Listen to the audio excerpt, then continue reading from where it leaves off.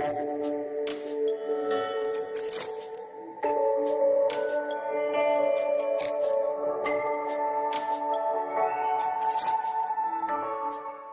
again, a warm welcome to Venerable Ajahn Brahmavanso, our dear Ajahn Brahm. And at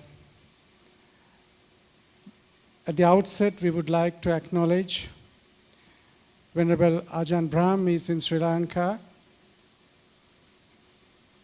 because there was this international Buddhist conference organized by the World Supreme Buddhist Congress, and we were very thankful to the organizers for allowing us to grab 2 days from his schedule. He corrected me by saying he was kidnapped. And yesterday we had a very interesting discussion and a talk here. We are thankful to the Honorable Prime Minister for providing this facility and extending a special invitation to Ajahn Brahm for this program yesterday and today, and to the very supportive staff of the Temple Trees premises and the organization of the Prime Minister's office. And this program is streamed live via Dialogue TV on the Dialogue Axiata through the Ajahn Brahm Society Facebook page. If you have your friends who are not here, you might want to quickly update. Once again, a kind reminder, the digital devices to be completely made silence. Today, Ajahn Brahm will speak to us on the importance of meditation and how and why we should practice. And then for about 55 minutes, then about 20 minutes of guided sessions, and then 30 minutes of Q&A. Over to you, Bhante. Thank you. And thank you. And to the Venerable Mahasangha and brothers and sisters in the Dhamma, it's also a great joy to be able to come here and talk about especially meditation, the art of relaxation, keeping the mind calm and peaceful. And I'll begin with a story which I heard many years ago at a conference on meditation which was occurring in Sydney. And there a professor from Stanford University, one of the top universities in the world, had been doing research into meditation. And he was asked to compare the results of meditation with the results of other forms of relaxation. Now, Stanford is a very wealthy university, and so he managed to get funding for this experiment. He used a large number of his students, and half of them he sent to a meditation day. The other half he sent to a California spa, where they had massages, hot baths. I've never been to a spa, but I think you understand it's very expensive, and it's a way of relaxation. And at the end of the day, the 50% who went to the spa were compared with the 50% who went to meditation retreat to compare who was the most relaxed. And the results were so clear. Without any doubt whatsoever, those who went to the spa were far more relaxed than those who went to meditation. And that alerted me to what type of meditation are you doing? Because when I meditate, I get very relaxed. And many of my students get very relaxed when they're meditating. And in fact, when I teach meditation at retreats, the first couple of the days, when I see the people meditating, they're so relaxed, half of them are asleep.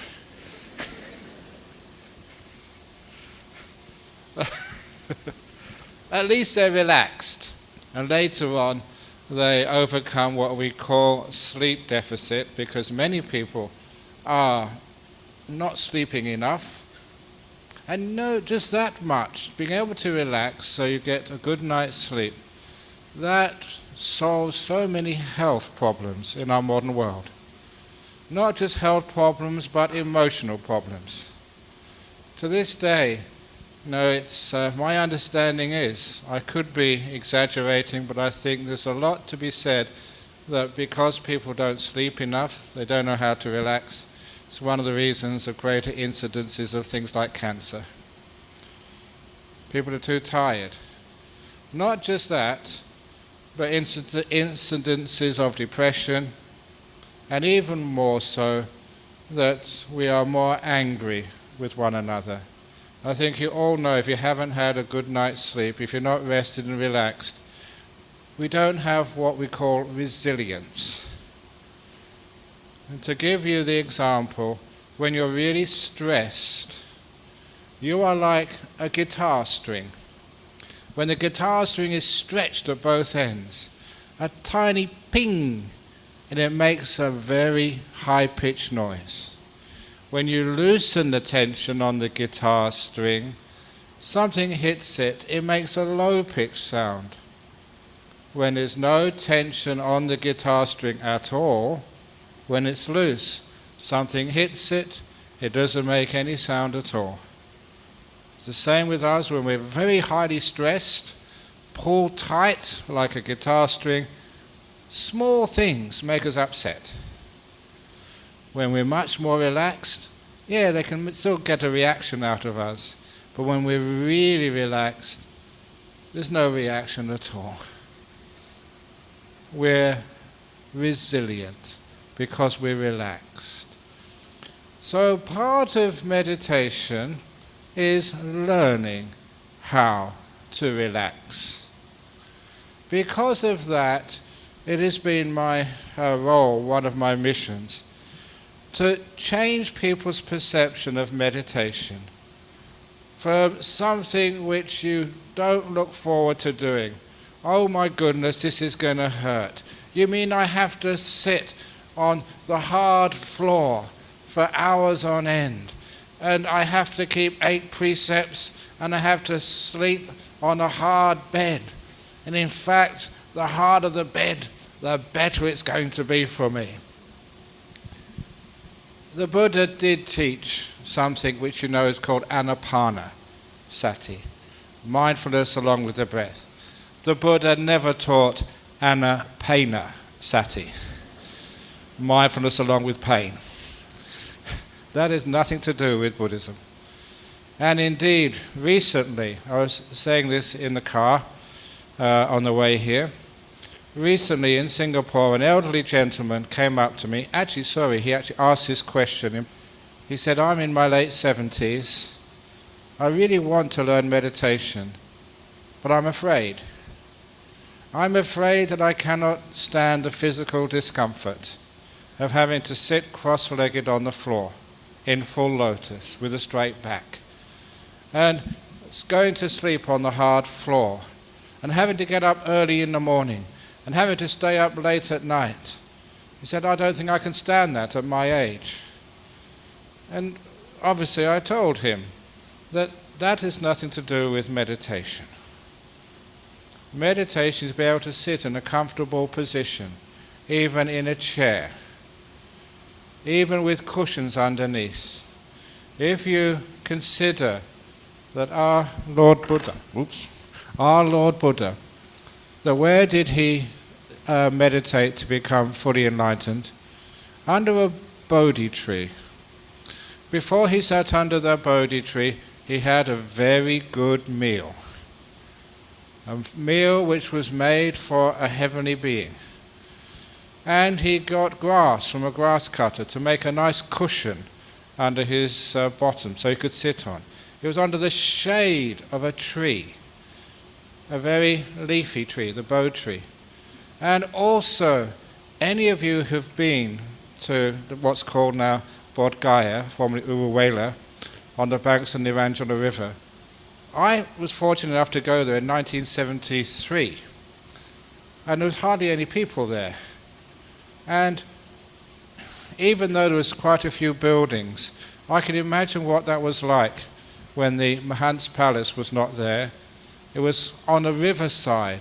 It was a beautiful garden. It was like a park. And to me, that would have been such a beautiful place, cool, fresh, comfortable for our Lord Buddha to meditate.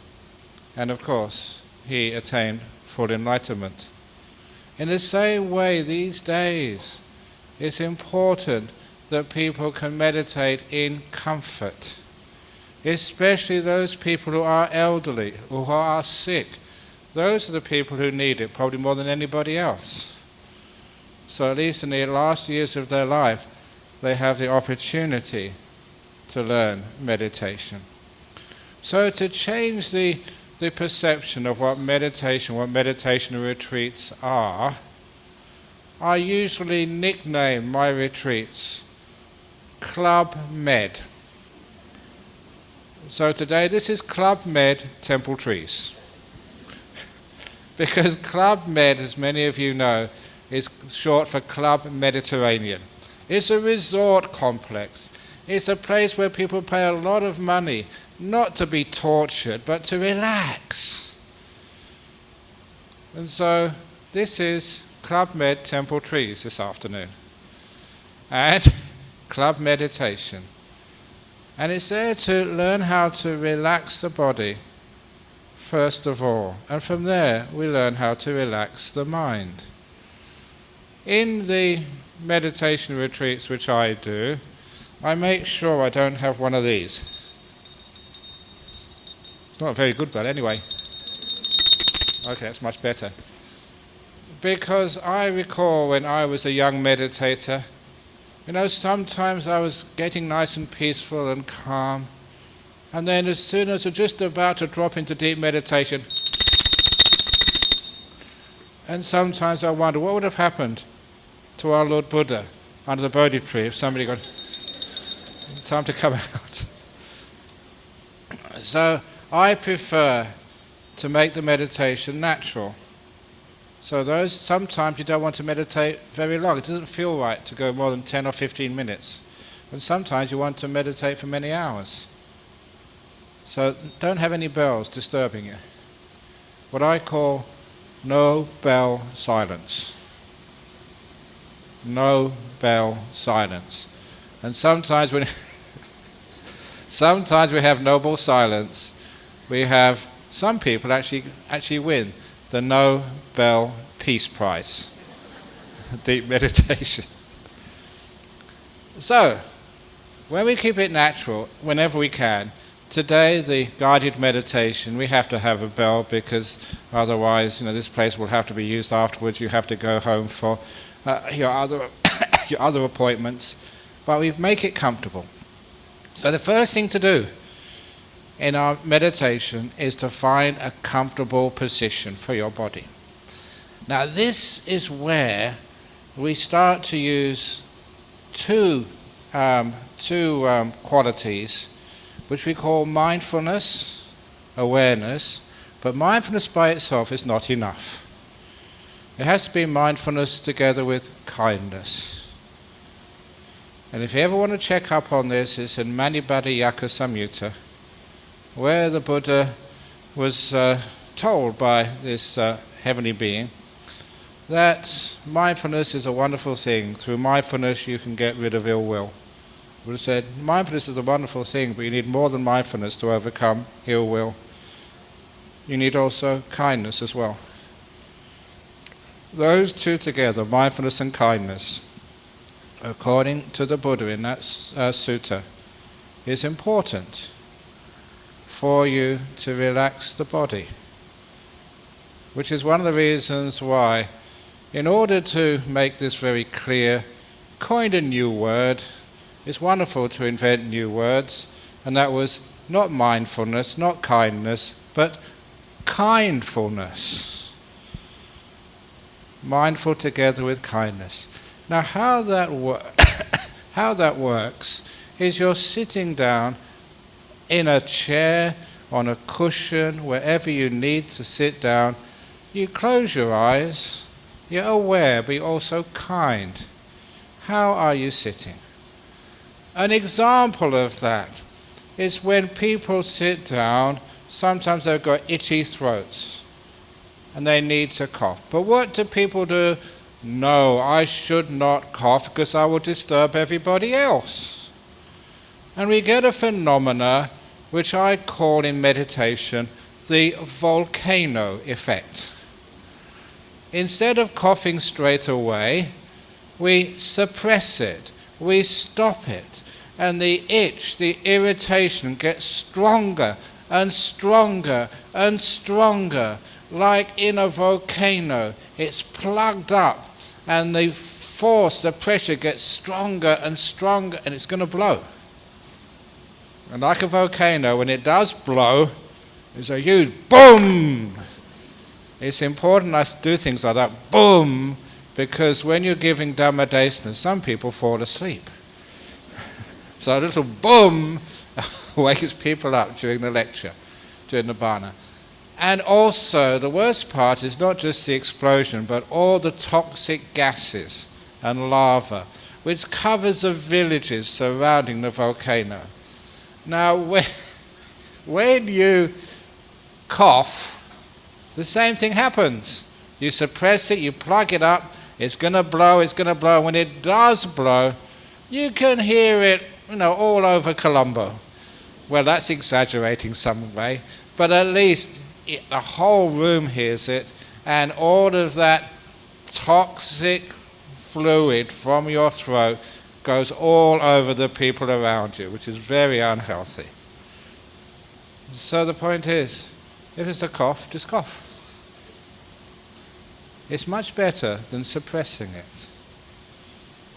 And if you're worried about people, it's making a sound, it may be disturbing others, it would only disturb them if they're very tense. As I say, like the guitar string, if they're so tense, they'll get irritated and angry. But if they're following the instructions, they're relaxing, just a cough. And it disappears almost immediately. 1 second, maybe 2. Our problem is, if we're very tight and very tense because we don't know how to let things be, we will find that the cough finished a long time ago. We're still thinking about it. Who was that? We should stop people who have irritable throats from coming into meditation retreats. We should have one of those scanners like they have at the airports to see anyone who's got a tight fever is not allowed into this room. Only healthy people can come into this room. No coughing is allowed. 1 cough, 2 coughs, 3 coughs, and you're out. Now, people actually think like that, and they go through all these thinking scenarios, and they find out the cough stopped a long time ago, but they're still echoing in their mind. That is a problem. So when we're kind and we're soft, which means that our body can relax and other people around us don't get so disturbed. But to relax the body, the mindfulness and the kindness, so we can feel our body. That's called the awareness. The awareness of the body, feeling it. How does your body feel right now? What part of your body is the most irritating in this moment? Once you focus on an irritating part of the body, it's not that hard to relax it, to give it so much kindness that it starts to relax. When I was a young boy, growing up in Acton, in the West London, a poor part of that place, because most of my friends were migrants. My father was very poor, legitimately poor, so we used to spend so many hours playing soccer in the street. When you play soccer, football, in the street, you go for a tackle, you fall on the ground, and you kept scraping the skin off your knees. So I always remember bloody knees with scabs on them when I was young. And when I used to do that, see the scabs, fall over and graze my knee, I'd go running to my mother straight away, and my mother would kneel down to her maybe 8, 9-year-old child, and she'd put her mouth on the open wound to kiss it better.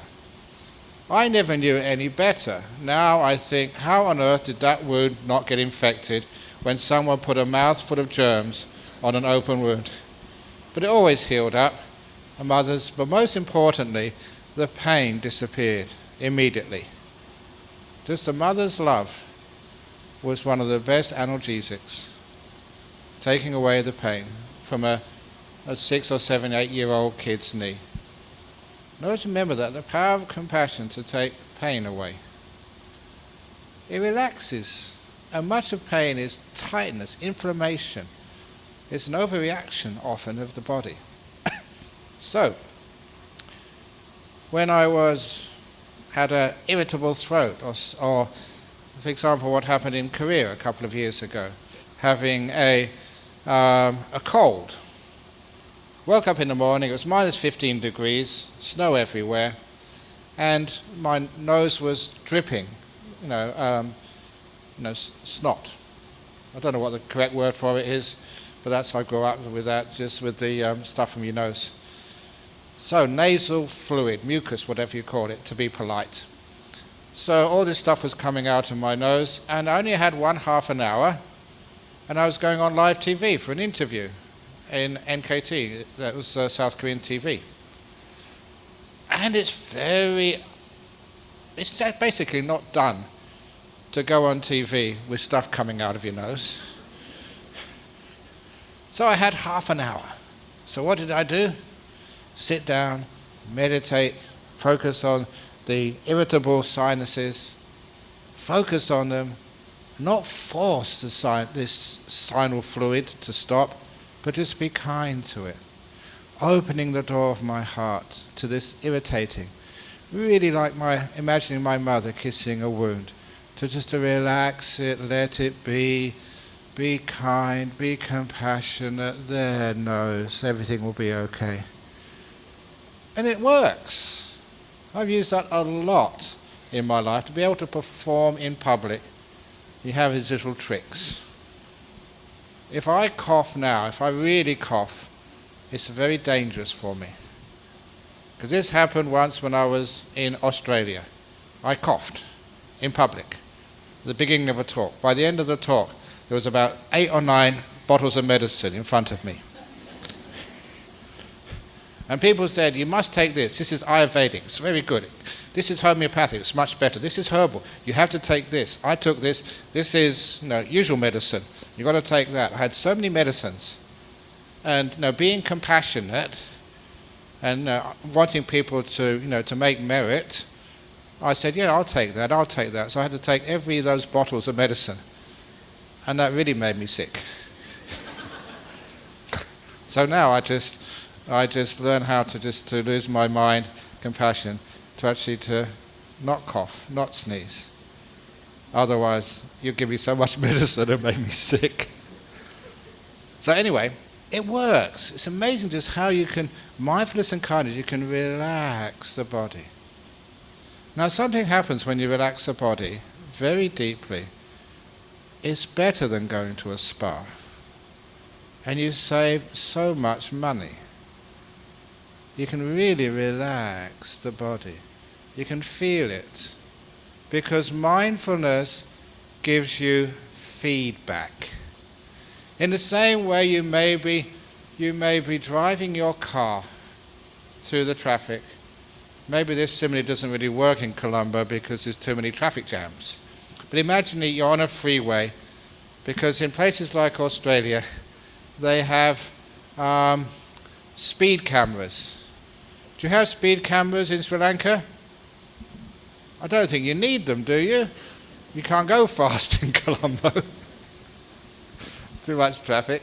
But anyway, in Australia, there's so many open roads, you can go very fast. They have speed cameras. So you have to be very careful. So the speedometer will give you feedback.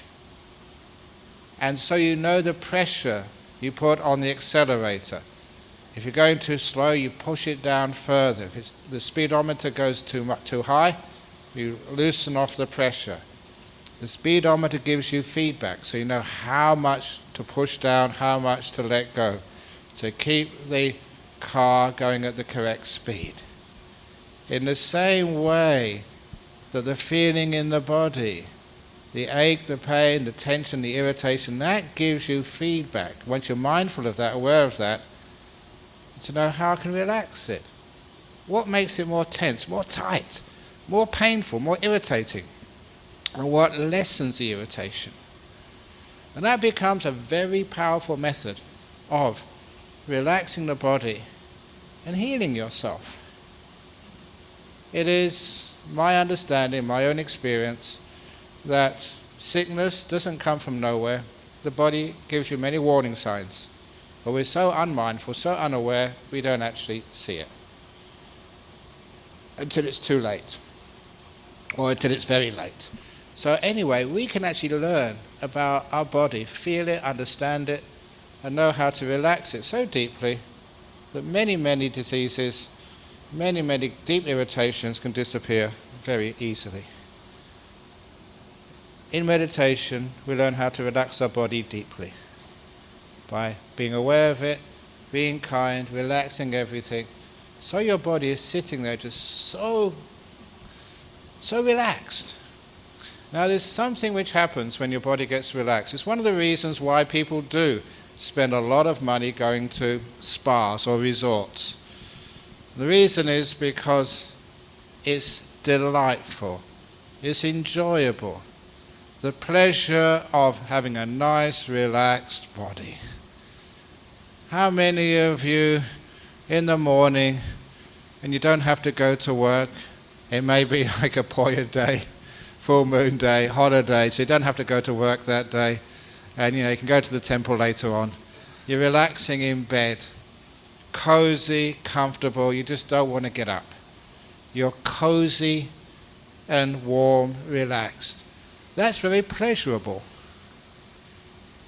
The same when you're sitting meditation and the body is so relaxed, it is delightful.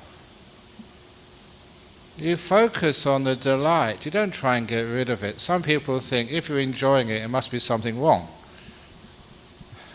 No. If you're a relaxed body, it's good for you, it's healthy. So you're sitting there, the body's really relaxed, and you enjoy the delight of a relaxed body. And you find that the relaxation goes deeper. When you notice the delight, it relaxes even more. It's an interesting phenomena which we use later on in meditation. The delight becomes a vehicle to further relax. So you do that with the body first of all, until your body is just sitting here just very comfortable. And sometimes you look, this is my 67th year now, and my body is just really nice, really healthy. It feels good. And you ask monks in the monastery where I live, when was the last time a long time ago. Other monks get sicknesses, flus and stuff. Not me. I really miss out on life. But I like missing out on sicknesses. So there you are. Your body's really relaxed. I'm sitting there, it's totally relaxed. So now the body's been dealt with.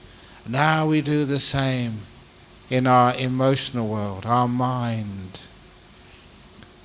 The mind, see people say, well, what is the mind? In Buddhism it's the sixth sense. What actually is the mind? What is a garden? We know a garden because of what exists in a garden. Trees, bushes, flowers, little paths, garden benches. A garden is defined by what exists in it. The mind is also defined by the emotional things which live in the mind. Kindness, compassion, love, peace, anger and fear. They're all the weeds in the garden we call the mind. That's how we know what the mind is. In particular, peace or agitation. These are two very important plants which exist in the human mind. And at this point, I'm encouraging people to focus on that more than any other quality in the mind. to ask yourself, even as you can ask yourself now, you don't need to speak it out, but just ask yourself, in a number from 1 to 10, how peaceful or how agitated are you? 1 means really peaceful. 10 means agitated. So ask yourself, from 1 to 10, how peaceful, how agitated are you?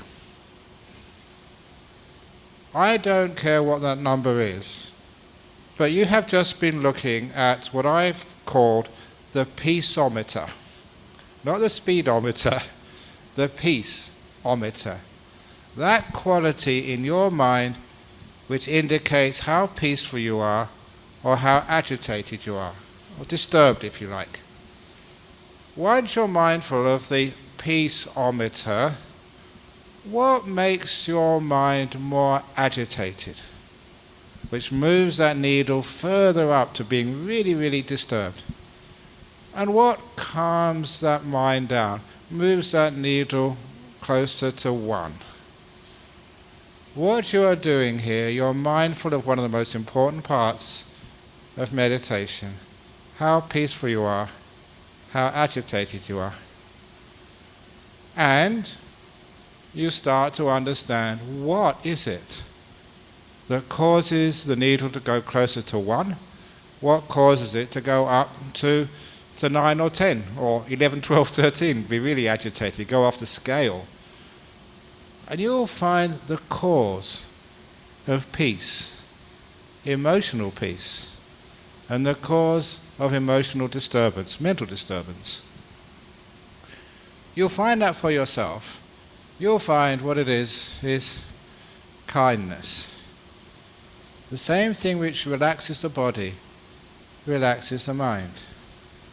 Opening the door of your heart to this moment, being kind to this moment, caring for it. Wanting, trying to get something, trying to get rid of something that will move that needle up to 8, 9, 10. You become agitated. Let things be, you relax. The same way your body relaxes, that's the same way the mind relaxes. For those of you who know your suttas, where is this said in the suttas? Third Satipatthana. Mindful of the qualities of the citta, agitated or peaceful. And also, what is the cause of these things becoming more agitated or more peaceful? The Vaya Dhamma and the Atthagama Dhamma, coming and going. So the Upada Dhamma and Vaya Dhamma, how these things arise and pass away. What causes them? You're understanding how your mind works. And that's really important when you start the meditation, because so many people, when they say, oh, I've got to watch the breath, I've got to scan the body, I've got to do this, I've got to do that, that's far too much work and busyness. And sometimes, yes, you start watching your breath. After 5 or 10 minutes, actually not that, 5 or 10 breaths, you can't do anymore.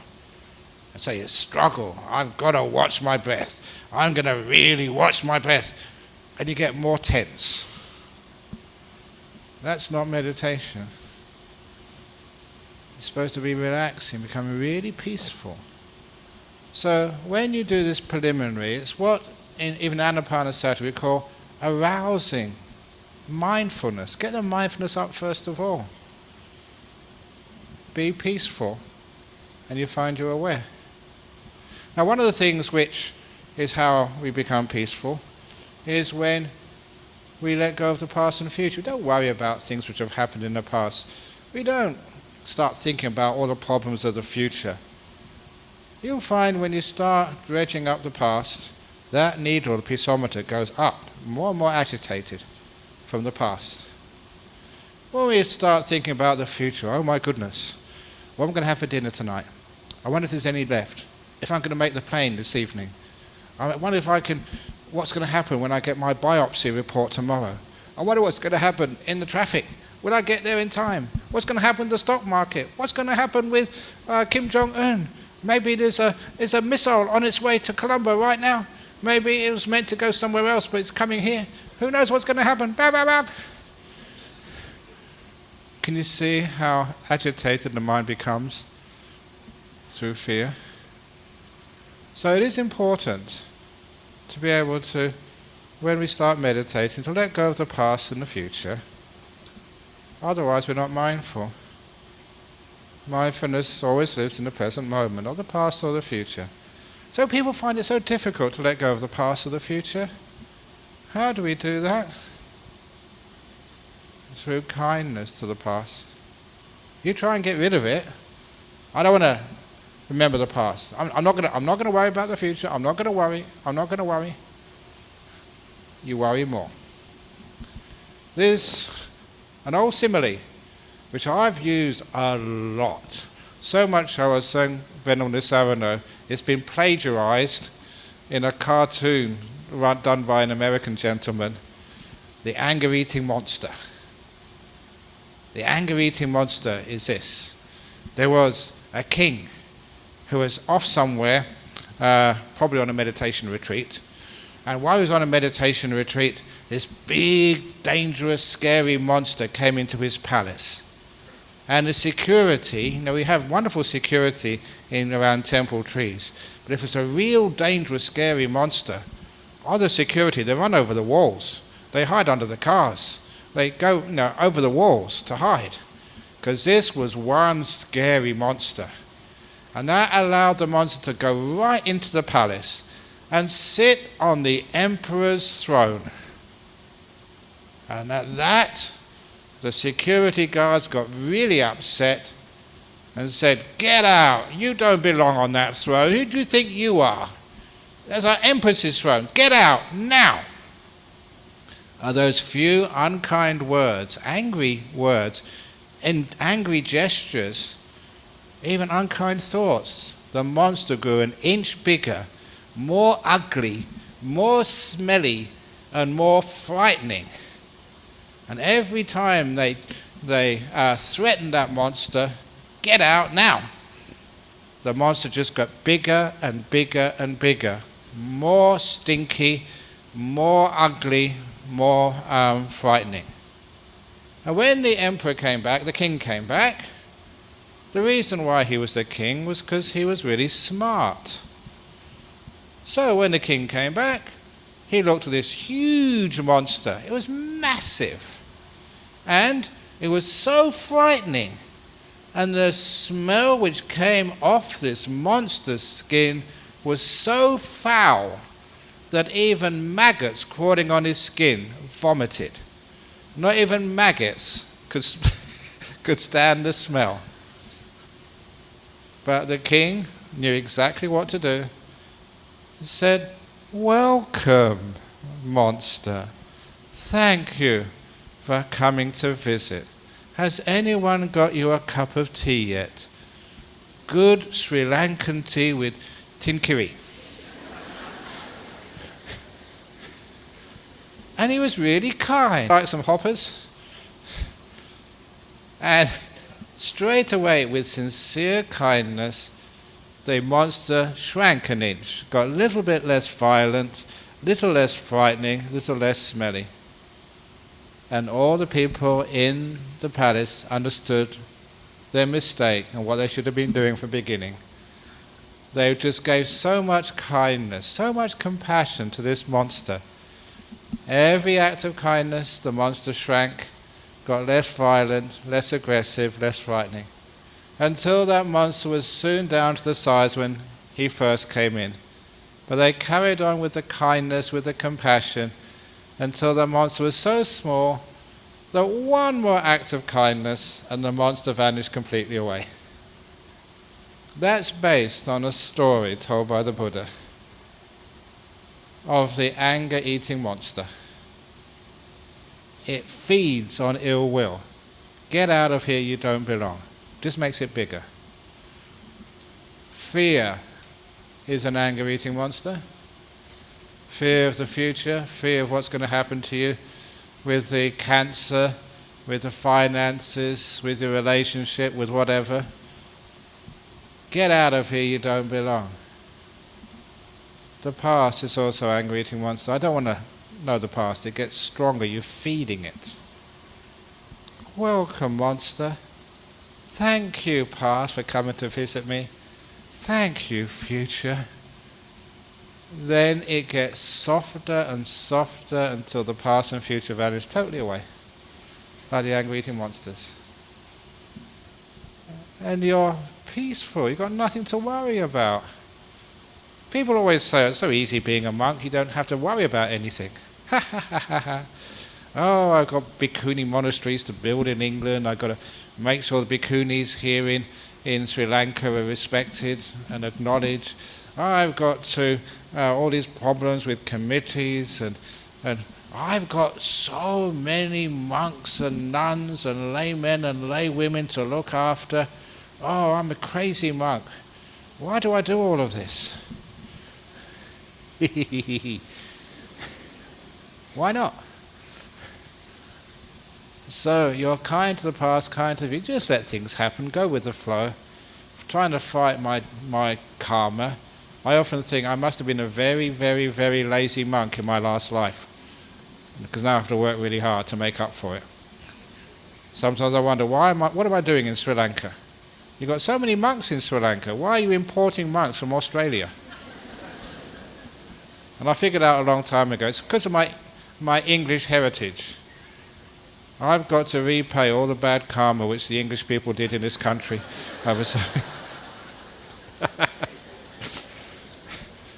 But anyway, just you have fun, you enjoy, your fate. So anyway, you're kind to the past, kind to the future, which means they disappear. And then you can be in this moment.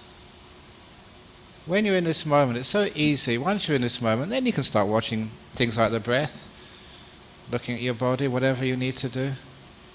A lot of times, if you watch the farmers planting rice, a lot of that work is in preparation, making sure those paddy fields have just got enough water and just making the little overflows so it doesn't get too much, waiting for the right time to get the seedlings in first of all.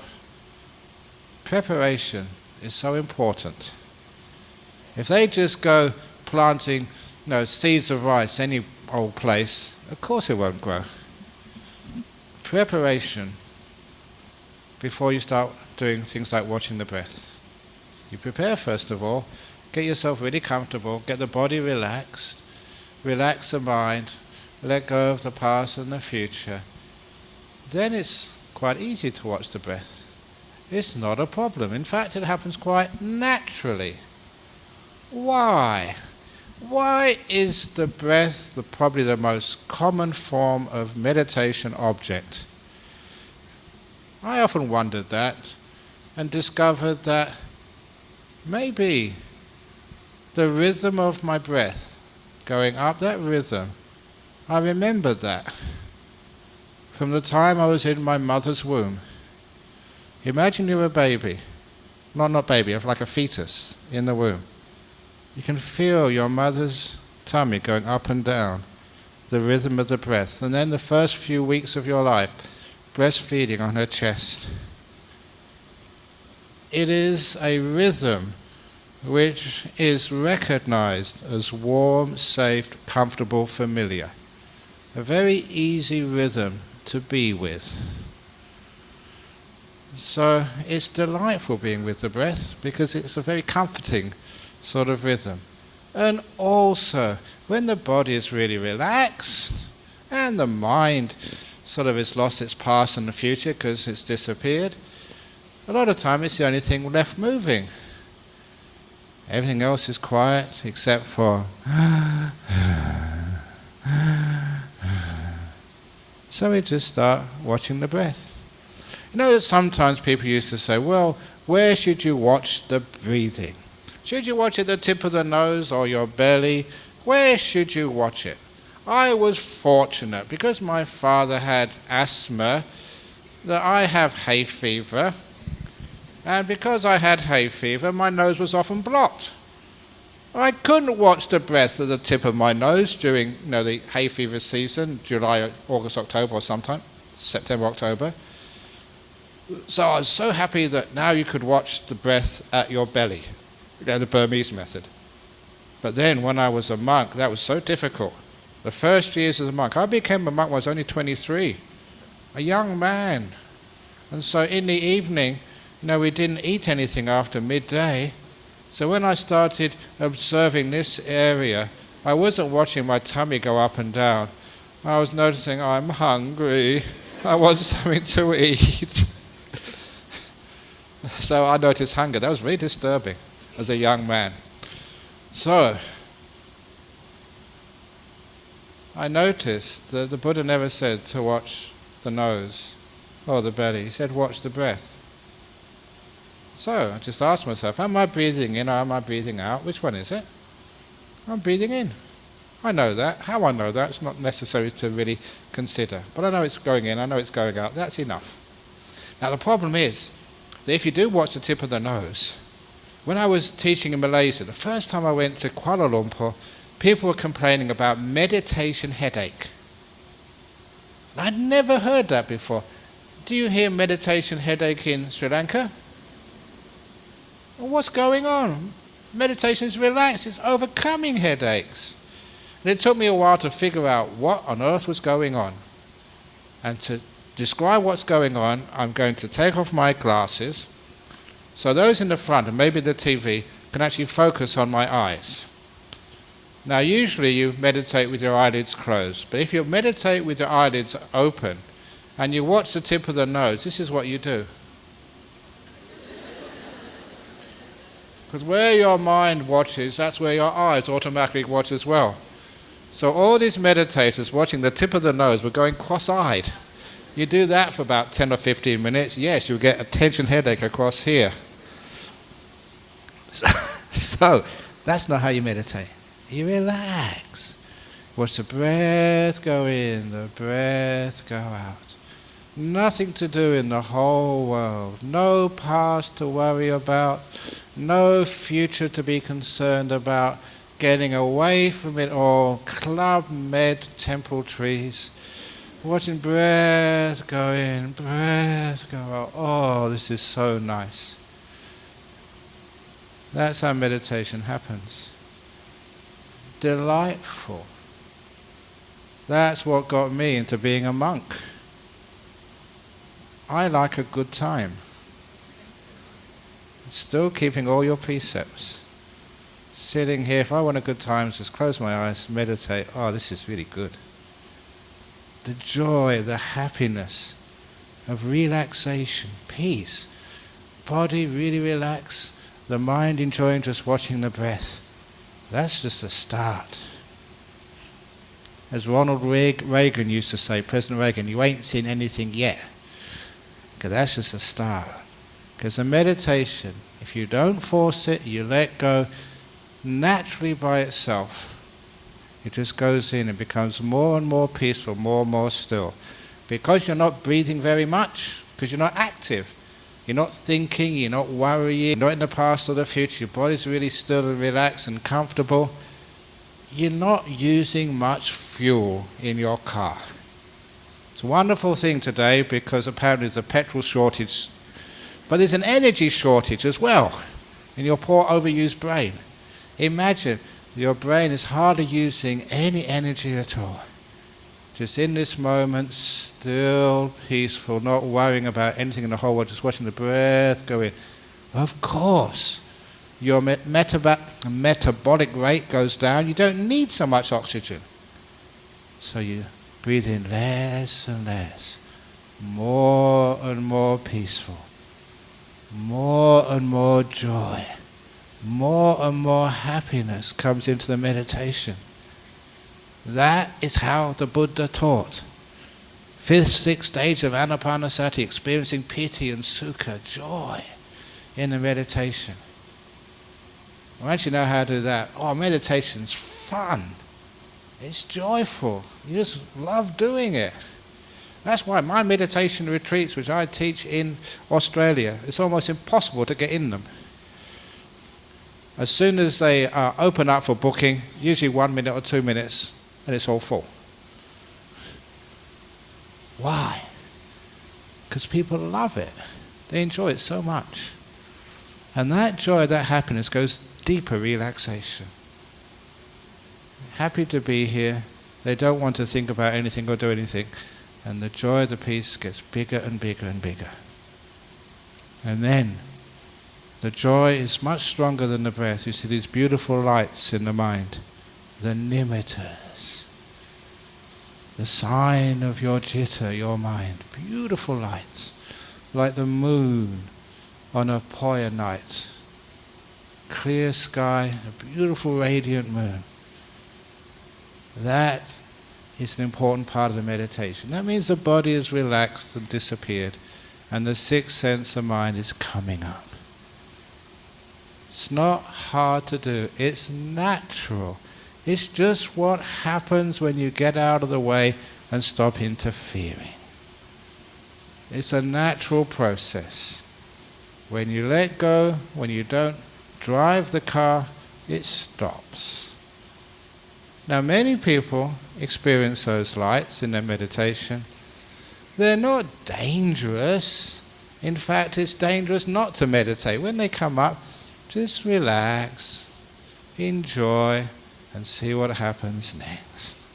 And of course, what happens next is they get brighter and more brilliant. And your body is perfectly safe. So safe. We have all these wonderful tales of what happens when a person goes into the next stage, goes into these incredible bliss states where the body you cannot feel, you cannot hear, you cannot see, you cannot smell, taste, or have any physical touch, but you're perfectly aware. The jhanas. One of my friends, his name was Greg. I can say that now because it was a long time ago. Long enough I can maintain his anonymity. On a Sunday afternoon in Perth, he was meditating. There's nothing on TV. He told his wife, I'm going into the bedroom to meditate.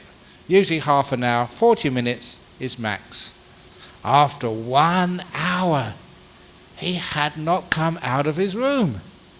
So his wife went to check on him. And there he was in his meditation position, sitting perfectly still, meditating. Perfectly still. Too still. He couldn't even see him breathing. And the wife was so afraid.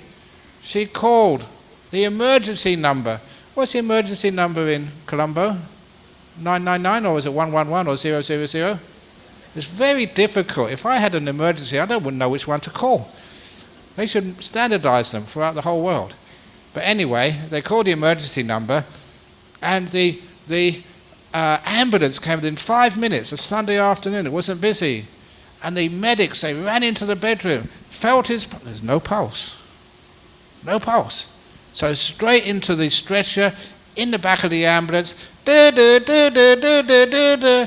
going through all the red lights, it's an emergency. He had no vital signs, straight into the emergency room. Triad's nurse had a look at him.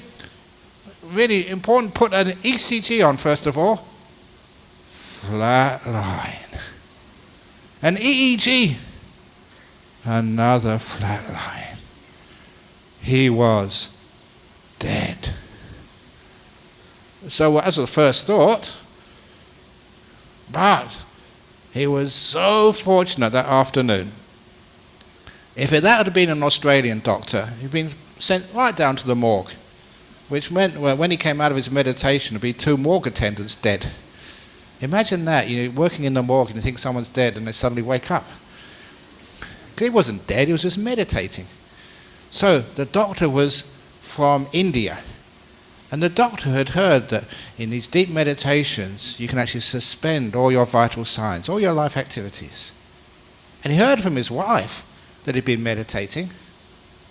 And the other interesting phenomena, which you will see in the Chudawedala Sutta, the difference between a dead body and one meditating is they're still warm.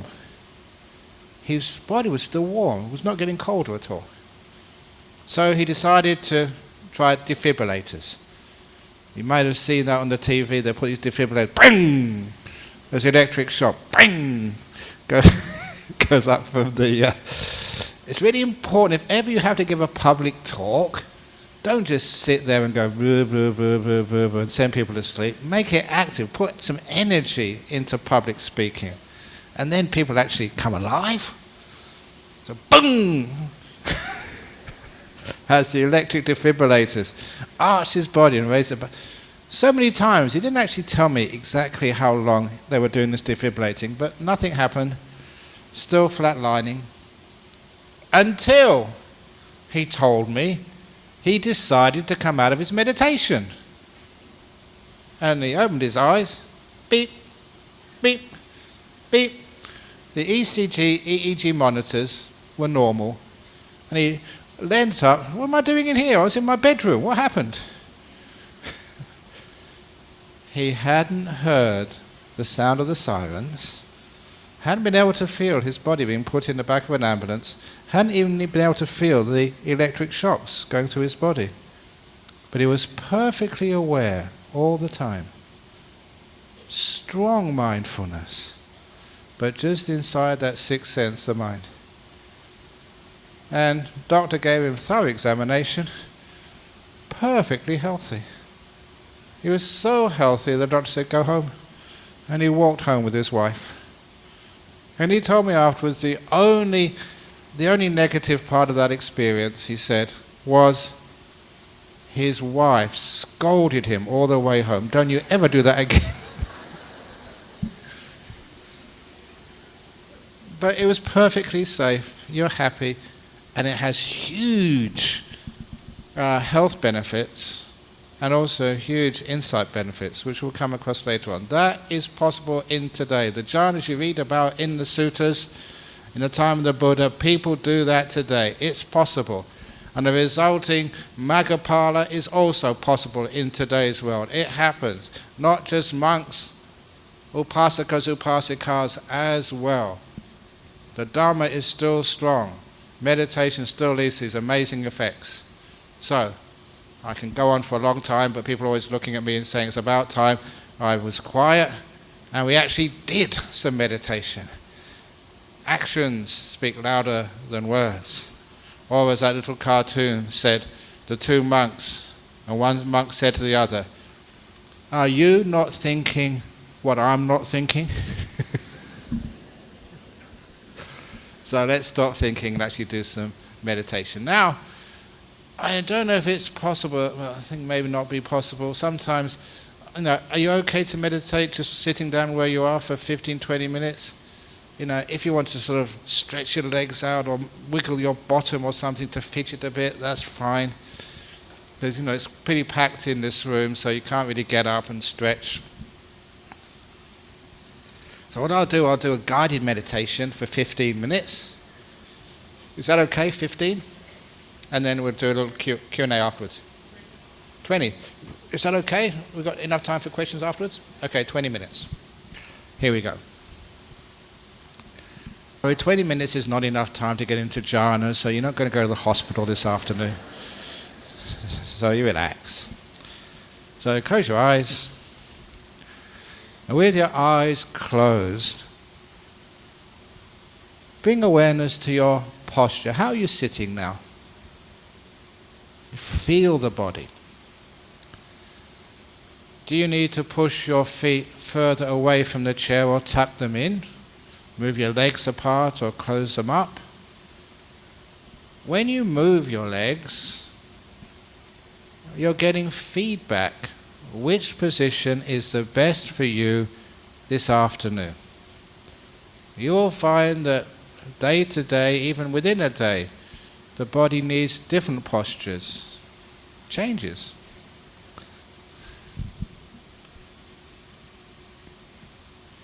So I'm looking at my body, making sure my robes are just nice. My legs, yeah, they're pretty good. And then even your bottom. Have you ever noticed how people fidget? Because we don't really give much attention to our bottom, our buttocks, sitting on a chair. So fidget them until you get the best possible position for them. Every time you move, you get a different experience. Mindfulness gives you feedback, and kindness gets the best position for your buttocks. And once they've been looked at and are comfortable, then your back. Sometimes you need to slump. Sometimes you need to be straight. Sometimes you need to lean back against the backrest of the chair. Try all of those until you find what you feel is the most comfortable. Physiotherapists say the best position for your back is to lean back on the backrest, 15 degrees from the vertical, which is why the chairs are made like that. So if you want to lean back, fine. If you want to be straight, fine. You discover the optimum, the best position for you. And I like just moving my back, fidgeting around to try and get the most comfortable position. Have you ever seen a dog or a cat curling up in the bed? They move this way and that way until they get really comfortable. The cats and dogs know about posture. Once you prepared your body, got your back okay, now your arms and your hands. You find so many books saying, oh, you put your hands this way in this mudra or that mudra. Look, feel it yourself. Your hands right now, what is the most comfortable position for them? A position which you can maintain for another 17 minutes.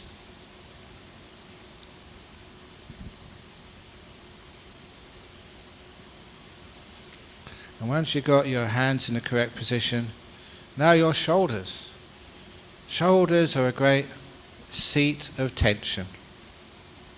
So, imagine your shoulders, all these tendons, these muscles, like a bundle of strings or straws, a whole bundle of them being stretched at both ends. On the left shoulder muscles, the right shoulder muscles, they're stretched. And now imagine letting those strings go. So they're loose.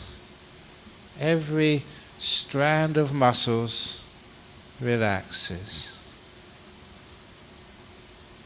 Your mindfulness, knowing the feelings in your shoulders, can find how to relax. Letting go, kindness, opening the door of your heart to those feelings in the muscles. Like a mother kissing a wound better. It relaxes and is kind and beautiful. You're relaxing your body. And then go up to your neck. I have a little irritation in my neck, just a bit of allergy to something or other. It's really just unfortunate being a senior monk having allergies, because I always have to sit closest to the flowers. Never mind. I relax my throat. Feel the irritation and relax it. Giving this beautiful soft attention to an irritation. The mindfulness gives me feedback until I can relax that irritation till it disappears. But if you do need to cough, please cough so we avoid the volcano effect. And then, once I've relaxed my throat, I move up to my face. People have lots of tension around the eyes and the mouth and the forehead. It's a sign of emotional tension played out on the face. So I now become aware of the feelings in the muscles around my eyes. Once I'm mindful of those sensations, I relax them. Try this, try that, until you learn. From the feedback which mindfulness gives you, you learn how to relax muscles. So just at will, you can relax anything. So now relaxing the muscles around my eyes and the rest of my face. When I know how to relax those muscles, I will never need to use Botox. I can relax them at will.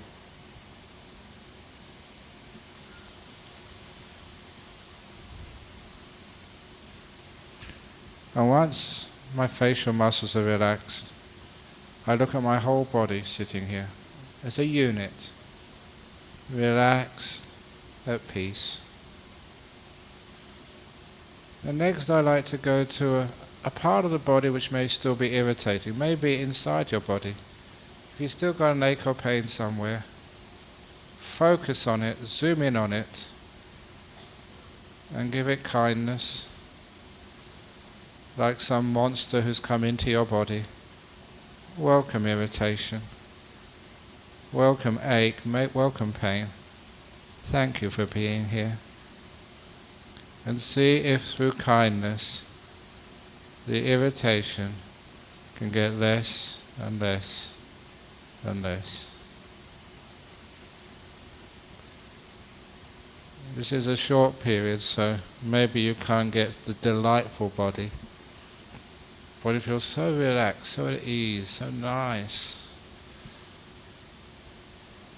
As soon as I can feel the delight of a relaxed body, my body goes to another level of relaxation.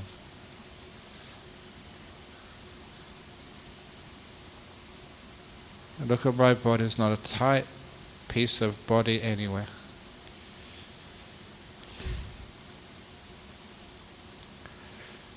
Once I've attended to my body and built up the ability to be aware, to be mindful, and to be kind, I now look at my peaceometer.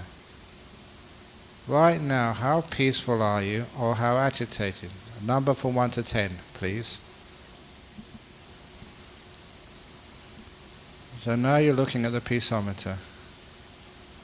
What attitude of mind is needed to move that needle closer and closer to peace?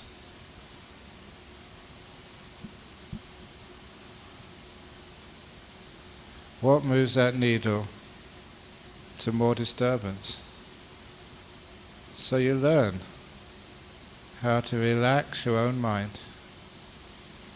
Learn how to be peaceful. You'll find it is letting go of the past and future with kindness. Just being here, not wanting anything in the world, just to be here, developing peaceful mind.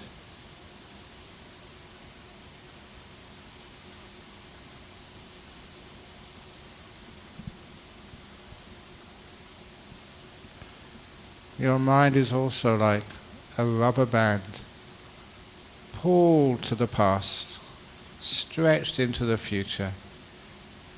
That's why your mind feels stretched. So you let go of the past. You let go of the future, so nothing is pulling at your mind. Nothing is pushing it, squashing it, stretching it. You're letting go. You're just here, in this moment, with kindness, just like a Buddha smiling on you. You don't have to achieve anything. You are loved as you are. Don't have to please anybody. Your mind can relax. As Ajahn would always remind me, we meditate to let go, not to attain. To be peaceful, to be kind.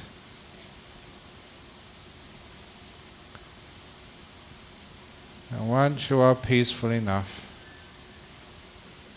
once you are calm,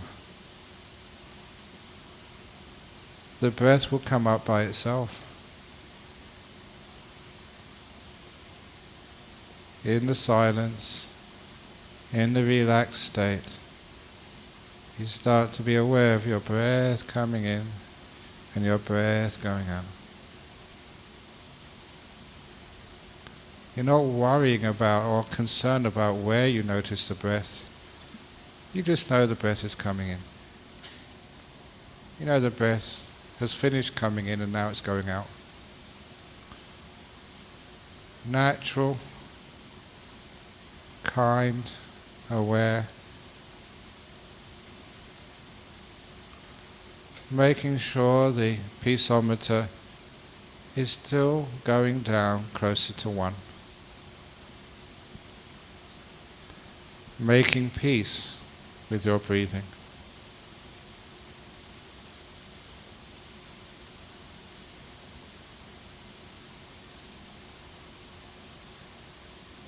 Just in this moment, no past, no future, just the breath happening now. If you find you have an active mind still, then as you breathe in, you can say to yourself, breathing in peace. If you're sick, breathing in health. Breathing in peace, health. And as you breathe out, let go. Let go of any problems, any health issues, any tiredness. Breathing in peace, health, light. Breathing out, let go. And imagine what peace, what health is to you. And as you let go, imagine there may be some sickness, it may be some tension, imagine it. In whatever way you can visualize it, going out with every out-breath. Breathing in peace. Breathing out, let go.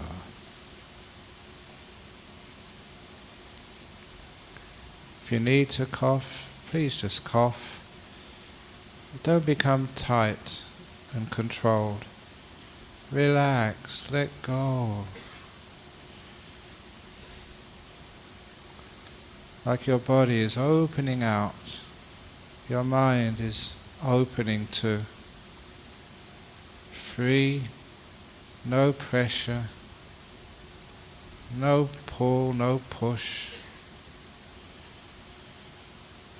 Breathing in peace. Breathe out, let go.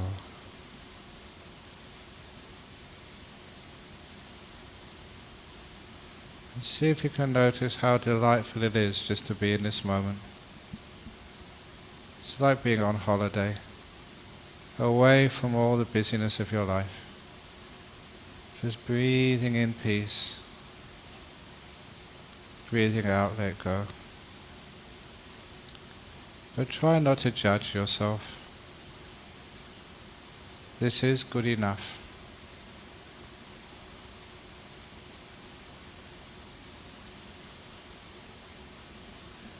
We only watch one breath at a time. And let the body do the breathing. Don't control the breath. If the breath wants to go in short, long, rough, smooth, that's the body's job. Your job is just to watch. To be a passenger, not a driver.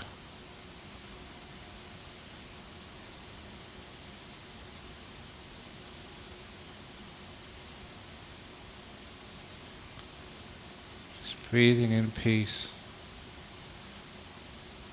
Breathing out, let go. Not a care in the world. You deserve peace. Freedom from time. Just here in this moment. Breathing in peace. Breathe out, let go.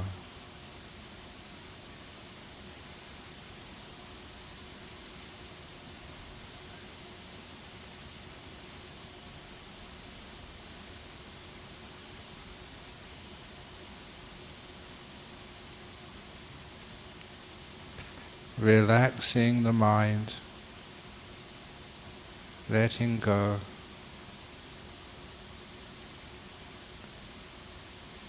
No one is going to assess you, judge you. Don't judge yourself. Just be in this moment, bringing that piezometer needle closer and closer to one.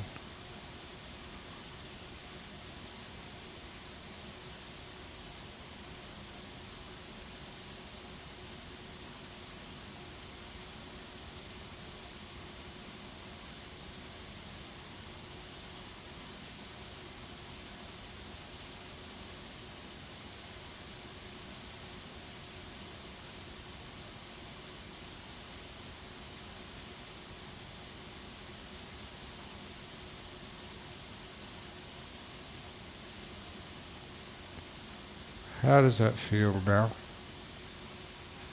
What's it like? Your mind, your body,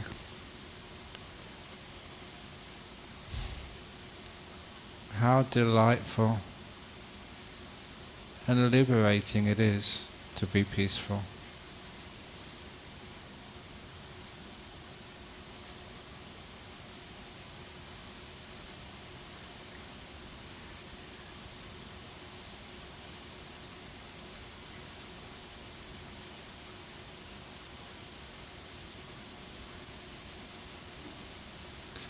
It's getting very close to the end of this short period of meditation.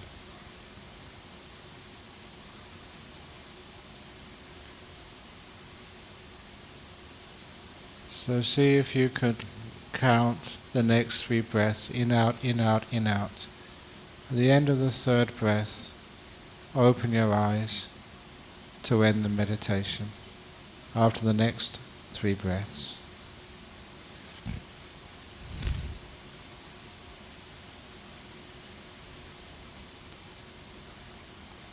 And then please smile. Whoever's teaching you meditation has to look at all of you. It makes me feel happy when you smile at the end of a meditation. Thank you. Okay, there we go. So now we have time for some questions, hopefully just on meditation. So first of all, how did that go? Was that okay? Was that easy? Did anybody go into jhanas and get taken off to hospital? No. It sounds so simple, but it's very difficult to do. Sounds so simple because it is simple. It's a default state. It's what happens when you don't do anything. Meditating. People always want to do meditating. Meditating is the opposite of doing something. It's stopping, letting go. There's an old simile of meditation, actually not an old simile, a new one, because I invented it. The donkey and the carrot. Do they still have donkey carts in Sri Lanka? No. Okay. Actually, I saw one a long time ago. They have it in India. They used to have them in Europe. So have donkey and the cart.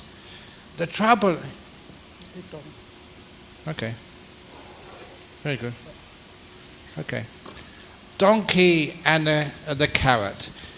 If you get a stick and you beat the donkey will not pull the cart. Instead, you tie the stick to the donkey's neck. So the front of the stick is 2 foot in front of the donkey's head. At the end of the stick, you put a string. At the end of the string, you put carrot. Donkey likes carrots. So maybe if it was a Sri Lankan donkey, you may have to put a mango or a hopper or something there.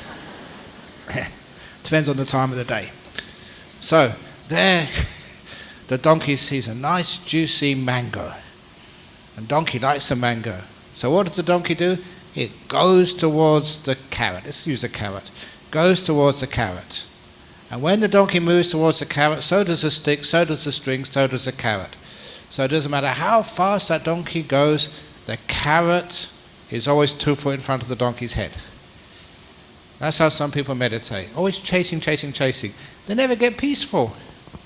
But then one day, the donkey comes to Club Med Temple Trees and learns how to catch carrots. It's so easy when you figure it out. Meditation is simple when you get the message. So what does the donkey do? It just stops. Been running after the carrot all day, now it just stops. What does the carrot do? Because of momentum, the carrot swings further away from the donkey. The donkey doesn't get upset, it just stops, is patient. Goes further away until the carrot is 4 foot in front of the donkey's face. Never been that far away before. But then something strange happens. Swings all the way up, 4 foot away, and then starts swinging back again. Soon it's a normal place, 2 foot in front of the donkey's mouth, coming at great speed towards its mouth. It stops, it swings up, back, and the last thing the donkey always must remember after stopping is compassion.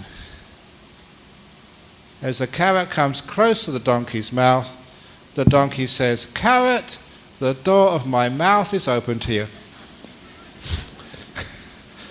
And that's how they catch a carrot. If you just stop, your mind becomes peaceful. Remember Angulimala? Stop! Monk, said Angulimala to the Buddha, and the Buddha said, "I have stopped, you stop." Angulimala stopped. Not physically, but also mentally. Stopped, and the carrot comes towards Angulimala. I think that's a good point for the first question I have got here. Yeah, go on. Is the question of, now you were always saying, let go and let it be and all that. And where does effort, virya comes? We are supposed to, atapi and all this. The effort to restrain, the effort to abandon, the effort to develop good things. You strive and you just get stuffed up in your head. You get tense, you get sick. The right effort, which is coming from the sammasankappa, the right, I call it right motivation. Sometimes people call it right thought. The second factor of the Eightfold Path. And that is renunciation, nekama sankappa, avayapada, no ill will, a synonym for metta, and ahimsaka sankappa, which we all know from Mahatma Gandhi, gentleness, non-violence. That's the second factor of the Eightfold Path, which actually is where the effort is coming from. The effort of renouncing, letting go, giving up. Stop judging yourself. Stop striving. Be kind. It's wonderful kindness, compassion of a Buddha. The Buddha strove, or rather the Bodhisattva strove for 6 years. Got nowhere. Stop striving, was kind. Renounce, let go, was gentle under the Bodhi tree. His first 5 disciples thought he'd given up. How can you ever get enlightened when you're not striving like you used to? They abandoned him. But when they saw the Buddha after his enlightenment, they realized this teacher was onto something. And he taught the middle way. Letting go, renouncing, giving up. The 4 ways of letting go, second noble truth. What are those 4 ways? Remember, it's chaga, giving up, giving away, not getting things. Striving is what you get things. Giving away, chaga patinissaga, which is another word for renouncing. Muti, freeing. Anarya, not letting anything stick. The Teflon mind, or what I usually use these days, is a lotus. A lotus flower, nothing sticks to it. If someone urinates on a lotus, the stinky, smelly urine just all falls off, and afterwards the lotus still has its very sweet, fragrant smell. Or someone pours Chanel No. 5 over the lotus. That doesn't stick. All flows off, and it still smells like a lotus. Praise and blame, nothing sticks. Gain and loss, fame and infamy, all those lokadhammas, they don't stick to you. That's a lotus. It's called letting go, renouncing, not accumulating. So it's a letting go form of effort, a stopping. It takes effort to put on the brake. It takes effort to let go. It takes effort to give up things. I think the next question is linked to that, interestingly, that I sometimes I try to meditate after a hard day's work, and very soon I realize I have fallen asleep. What's the difference between meditating and falling asleep? Falling asleep is the start of meditating. For those of you very tired. When I became a monk, it was in the jungles of northeast Thailand. I was malnourished. 1 meal a day, sticky rice. I was a vegetarian before I was a monk. Sometimes sticky rice and a frog on top. That's all we had to eat. Yeah, a frog, boiled frog. No garlic, no salt, no, just a bowl of glutinous sticky rice with a frog on top. That was all the villagers had. In fact, they gave us the best frogs. It was disgusting. But I was malnourished. And in the morning we would get up. We were only supposed to sleep 4 hours a night. I could never get below 4.5. So 3 o'clock in the morning, we'd be up in the hall to meditate. Steamy jungles. I was made in England. I was not used to such hot weather, such sticky weather. Malnourished, not enough sleep. Of course I was sleepy. So I had the tricks. What we tried to do, first of all, use effort. Didn't work. So then I tried a matchbox. You take the cover off the matchbox, you put the tray on your head. Because it means if you start nodding, you'd see the matchbox fall on the ground. You'd hear it. Only about 3 or 4 days, I'd overcome my sloth and torpor. I could put the matchbox on my head for 1 hour, meditate in the morning. It never fell off at all. Amazing, until one of my monks took me aside and said, "This is why the matchbox is not falling off. You're still sleepy, but instead of doing this, you're doing this."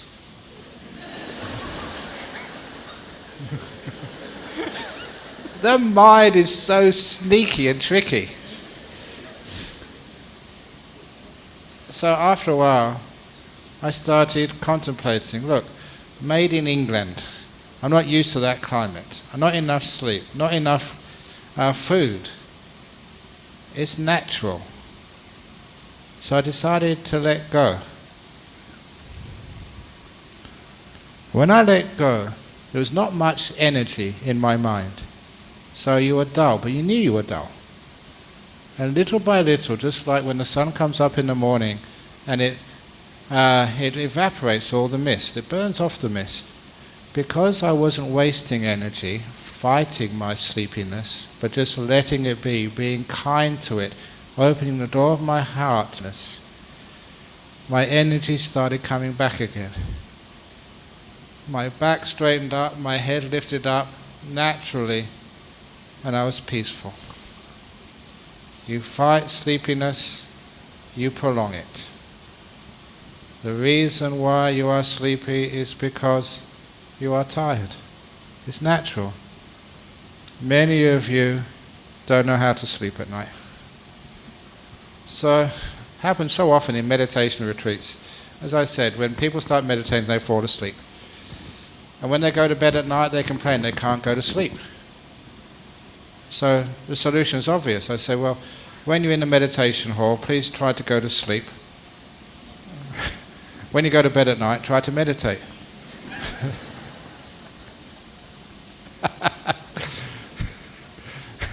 And that means they solve the problem. They're trying instead of letting go. So it's good that you fall asleep when you're meditating. Well done.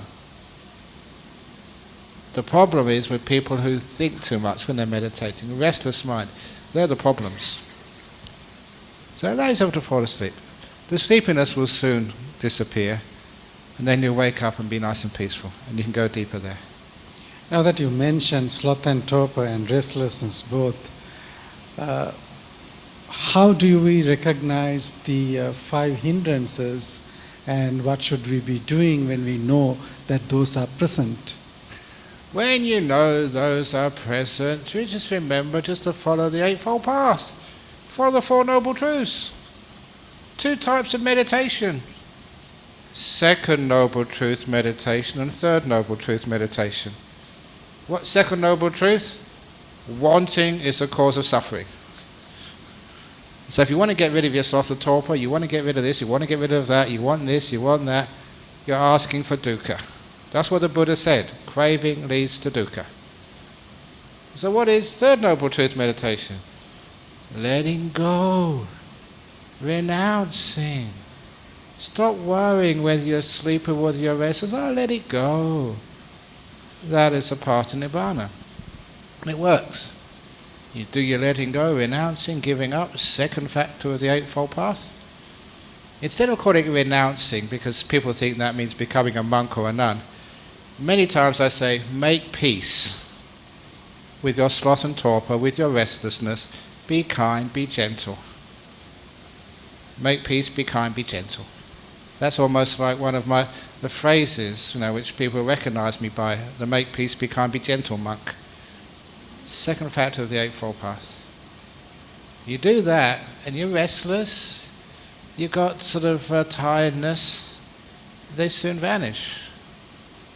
You're putting what I call meditation karma.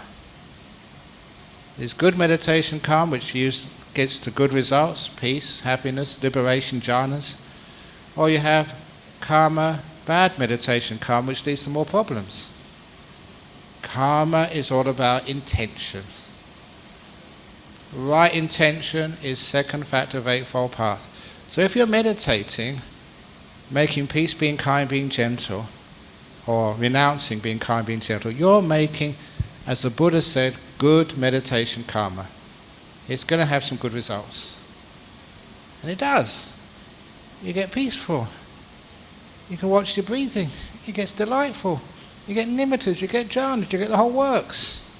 Because you made the good karma.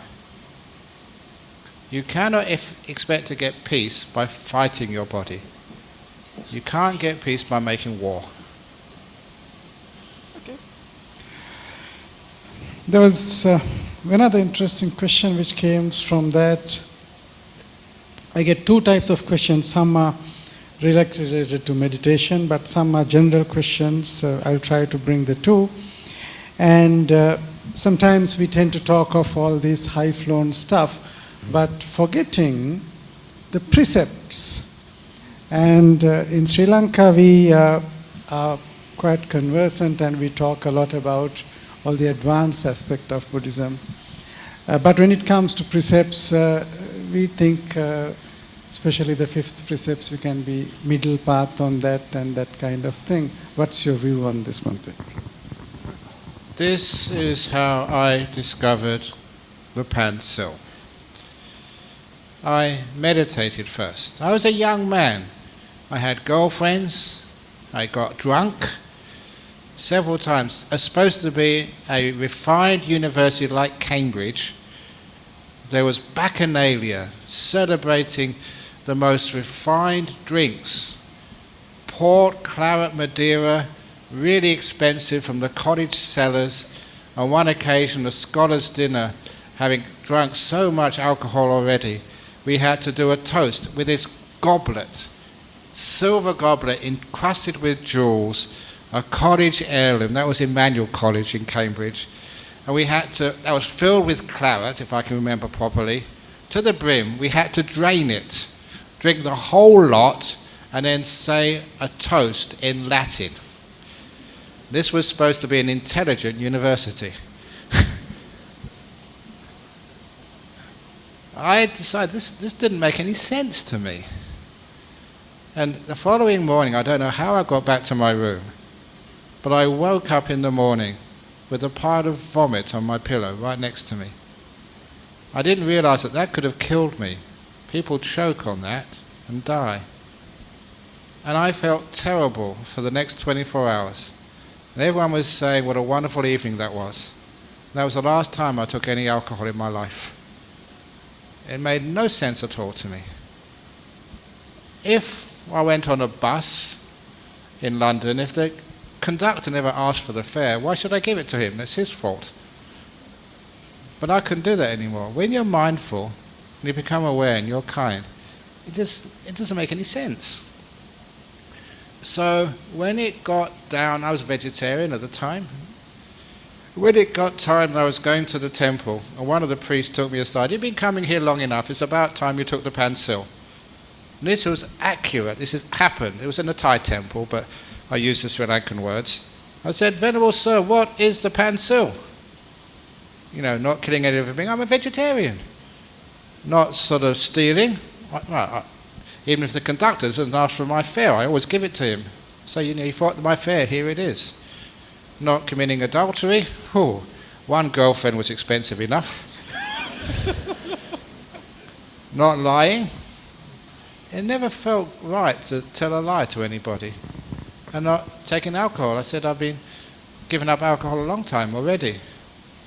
And you may say I was conceited, but it was a good anecdote. I said, Venerable Sir, I don't need to take the 5 precepts. I've been keeping them for the last couple of years without knowing that they were precepts.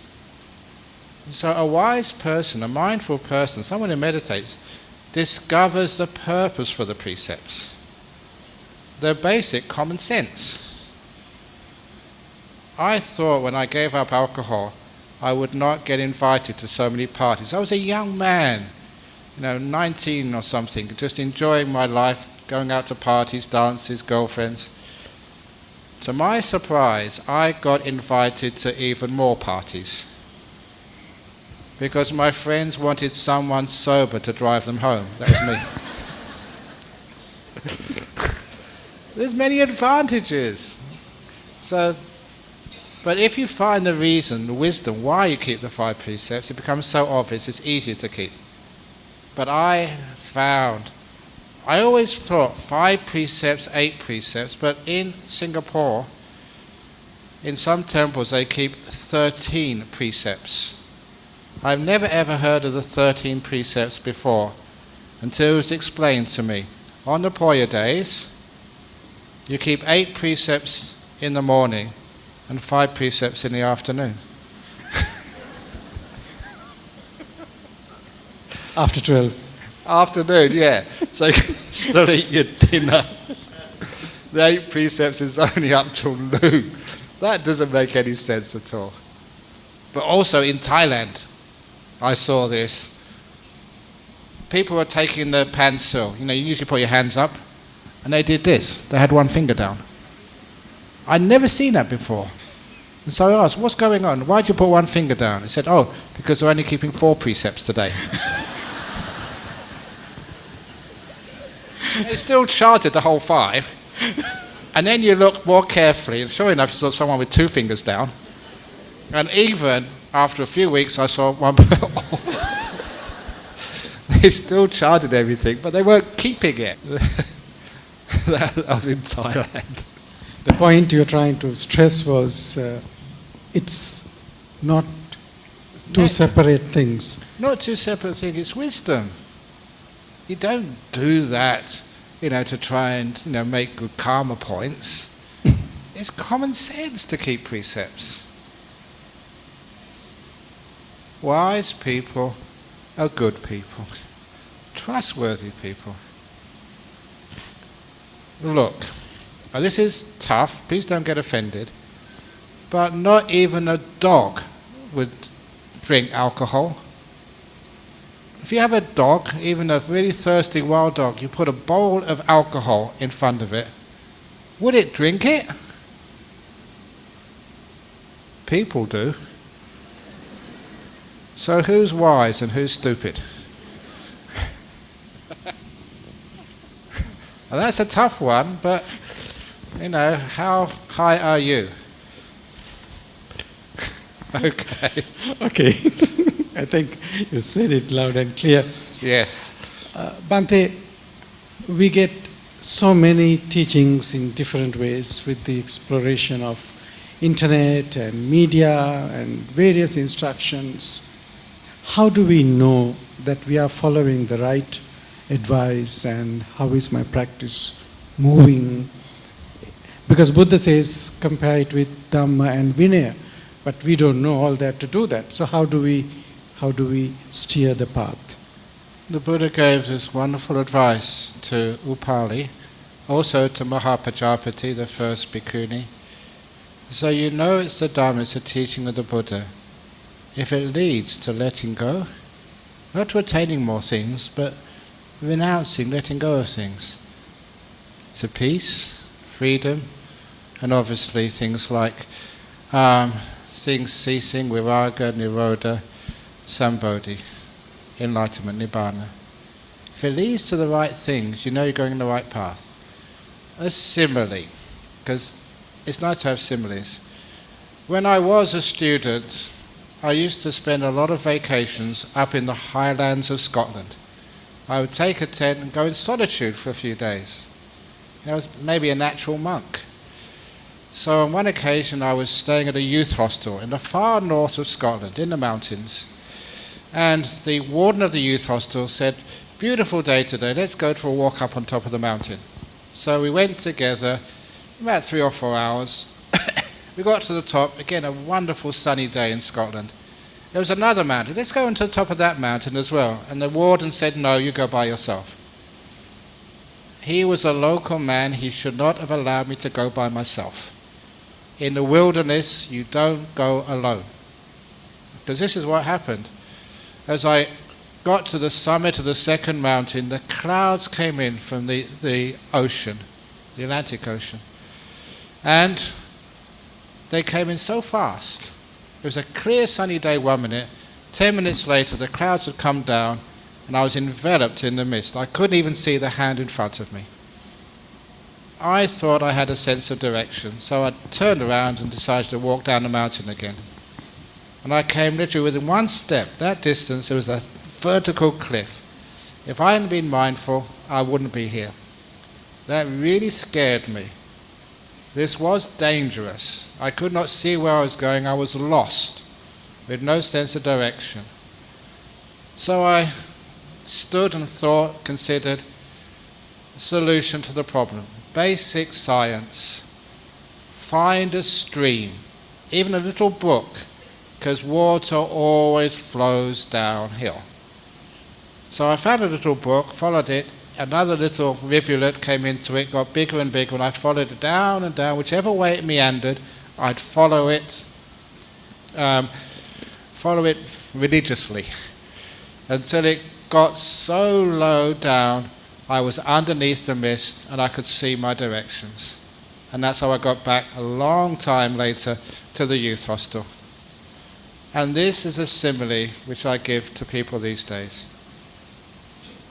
Before you are a sowan, a stream winner, you are in the mist. You don't know which way to go. One teacher says do this, another teacher says do something else. What should you do?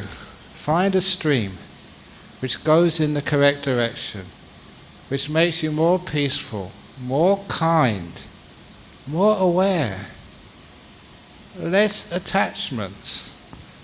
Those are the signs you're going in the right direction. You keep going on that path.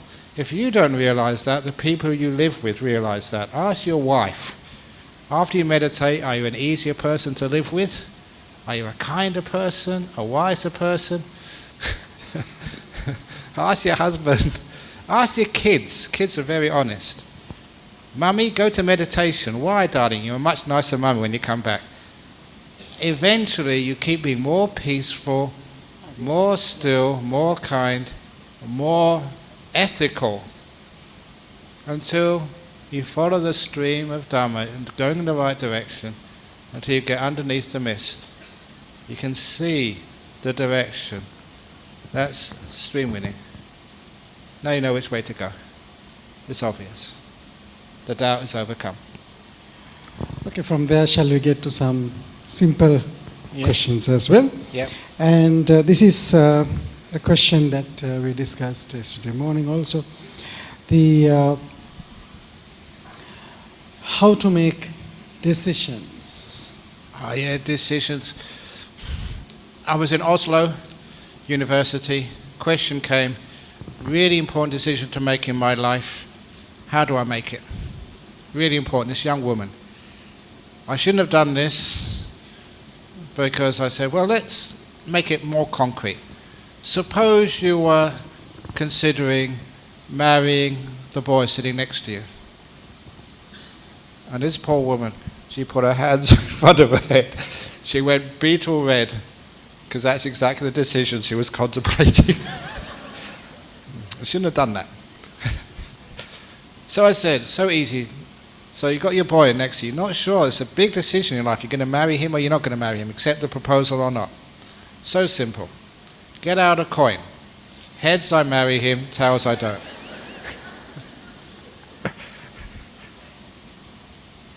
But that's not the end of it. You toss up the coin. Heads, I marry him. Tails, I don't. It comes up heads. What's your reaction? If you think, yes, that means you really wanted to marry him all along.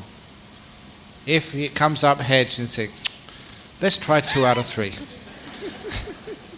then that means you don't want to marry him. So tossing up the coin is not making a decision for you. It's how you react to the result indicates what you really want to do. Your intuition, your inner feeling. And that's what you should follow. Talking about inner feeling, and you were, that's the question I should have asked earlier. The question about deep meditation and things like that. Sometimes people say, if you don't meditate under a good meditation teacher, you can go off your head. And are there people who should not be meditating, or is there a way to handle this? More people go off their head by not meditating. So yeah, there is, some people, because they get wrong teachings, misunderstand them, have trouble, but it's usually pretty easy to fix. And I always thought the one group of people who should never meditate were those who suffer from schizophrenia, because I thought that their delusions would be amplified. Until I got one of my monks who's a clinical schizophrenic, and he's brilliant. He proved me wrong. Clinical schizophrenic. He's on clozapine, I think. A wonderful monk. Meditates, so kind, keeps his good vinaya. He's beginning to teach a bit now. He proved me wrong. You have to tailor meditation to different people. It's not one size fits all, but everybody can get benefit from meditation. Serial killer Angulimala, no problem.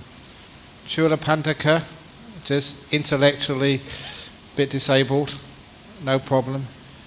Patachara, just distraught, crazy, traumatized by the loss of her husband, her 2 children, and her 2 parents on the same day. You think that's post-traumatic stress. Fully enlightened, and one of the best teachers ever. They could do it, but just have to have teachings which are tailored to them. Talking about different people reaching enlightenment, and there was a question on email saying, should somebody be a Buddhist to meditate, and should be a Buddhist to reach enlightenment? Should you be a scientist to do experiments? If you do experiments, you are a scientist. So that's what a scientist is. People who live in a lab and experiment. What's a Buddhist? People who keep 5 precepts and practice the Eightfold Path and meditate. So whether you say you're a Buddhist or not, you are. So get used to it. If it walks like a duck and quacks like a duck, it's a duck.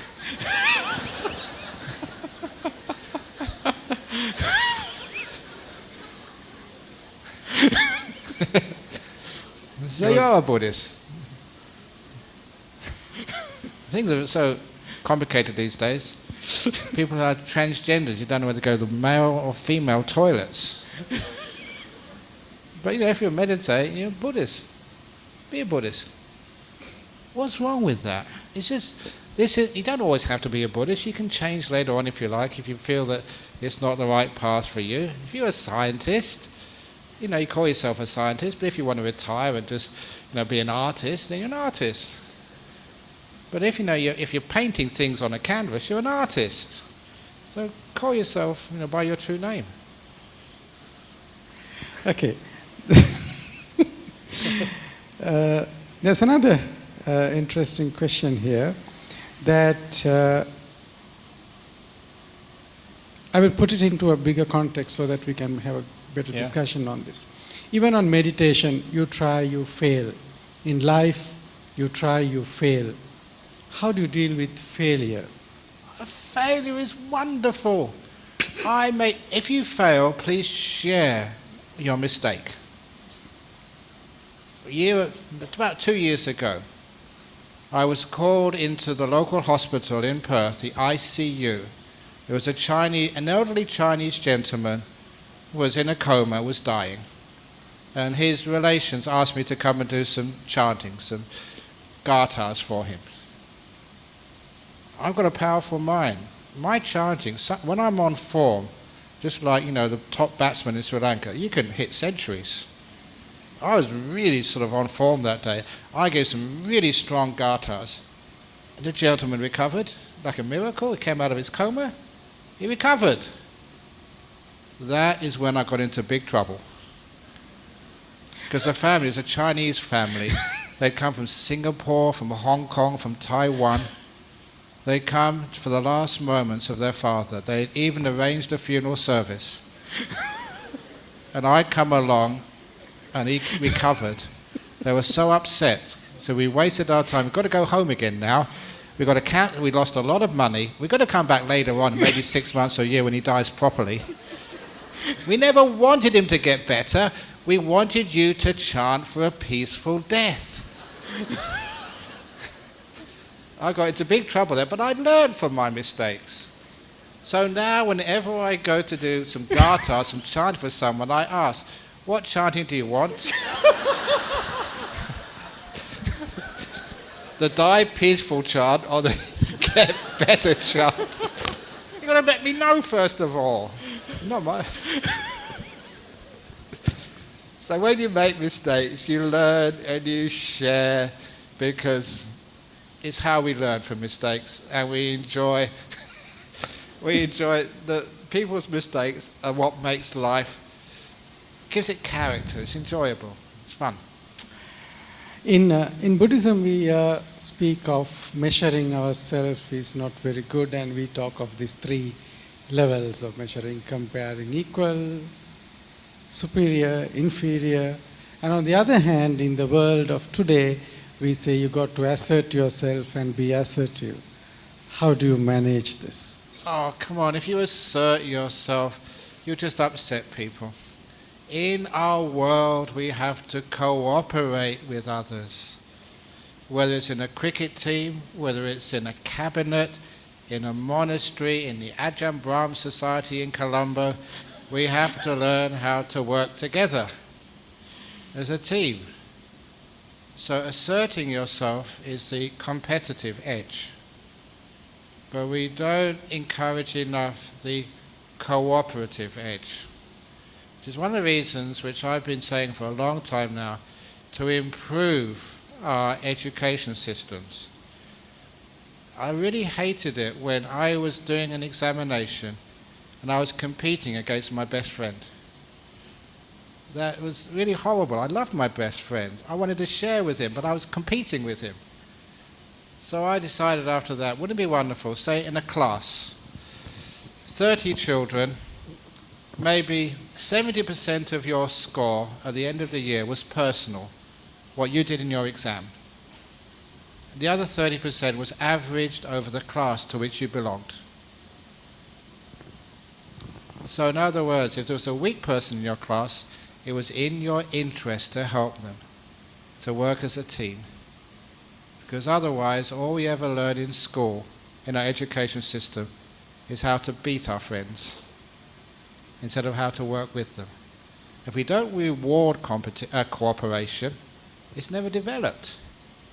That's one of the reasons why there's office politics. We don't know how to cooperate. We've never learned that. We know how to compete.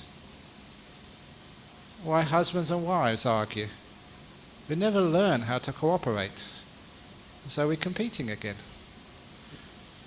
So it's social engineering, correct. But it's so positive. In real life, in the office, at home, wherever you are, we have to cooperate, as well as compete as well. Unfortunately, our world is far too competitive.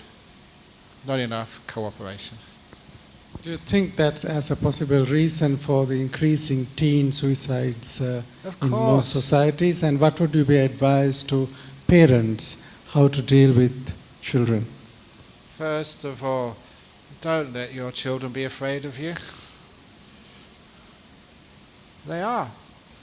This Sri Lankan girl in Perth, she'd been coming to the temple since she was 1 or 2 years of age, playing, making a racket and a noise, as kids do. That's why, please bring your kids to the temples, let them get familiar with the monks, sometimes playing with them. But means when she got to 16 or 17, she came to see me, said, Ajahn Brahm, I'm in trouble. I said, what's the trouble? I'm pregnant with my boyfriend. And I said, have you told your mum and dad yet? He said, no, that's why I've come to you. Can you please tell them for me? So why don't you tell them? They'll kill me. And she was scared of her parents. She thought she'd be punished, so she wanted me to be the intermediary. So I went to the parents, look, kids make mistakes. She's a good girl, but she's got herself into trouble. Don't know why. Could be peer pressure. She lost her mindfulness because she liked her boyfriend. One thing led to another, and then now she's pregnant. She doesn't need to be afraid of you. She needs your help and support. Children make mistakes. But that really opened up. Why is it your children will not come and see you when they're in really big trouble? Small trouble, they'll come and see you, but big trouble, they're afraid of you. They're afraid of being scolded, shouted at, even beaten, because you're ashamed of them. Please tell your kids, you can come and tell me anything, son, daughter, anything. I may be disappointed, but I'm here to help you. That's my job as a mum, as a dad, to look after you when you're in difficulty. Yeah, you want to discipline them, tell them what's right from what's wrong, but sometimes we go too far, which means our children hide things from us. And when they really need to tell you something, they're scared. So that's one of the reasons. Have this wonderful rule of amnesty, like Nelson Mandela, Desmond Tutu in the Truth and Reconciliation Commission in South Africa. Tell your children, son, daughter, you can tell me anything, even terrible, terrible things. You've been in trouble with drugs. You've been taking drugs. If you tell me the truth, son, I won't punish you. Because I'm here to help you. You need your dad, your mum, to help you terrible, terrible time. That's what we're here for. We make mistakes. So I don't want to scare you away. If you can do that, as long as your children tell you the truth, no punishment. No scolding, no shouting, because you need to help them. Another question. This is a bit of a Zen type question. You're sometimes told, die with your action. You just do something, don't think about it. On the other hand, we have a habit or tradition which says all the good things you have done in your life, you're supposed to write in a book, and then before you die, you can read them, you can remember. So the question is, if you have done something bad, obviously you say don't think about it. Similarly, if you have done something really good, which was really nice, Should you be keep thinking about it, or you done and just let go? Well, it depends which option you want. Certainly it's a stupid option to keep thinking of all the bad things you've done. So the next option, like the Toyota option, is actually just to think of the good things. The Rolls-Royce option is not to think of anything. If you can do that, that's the best. Be peaceful, be still. But if you can't do that, at least think of good stuff. So you suggest you keep thinking your good things, or you... Yeah, well, it's better to think of good things than bad things. But it's best to be still and peaceful, to let go. That's the very, very, very best. That links to the question of habits and addictions. I would like, we discussed, I know yesterday morning this, but getting into habits of technology, pornography, and all these things of today, and some practical tips how people can get out of these addictions. This is a serious problem, I think. Yeah, it's a serious topic. Now, sometimes people do go to, say, meditation retreats. And our meditation retreat over in Perth is in a very, very difficult place to get a signal. We chose it there. Even though that people can walk a little bit away, they've found out the hot spots where they can get a signal.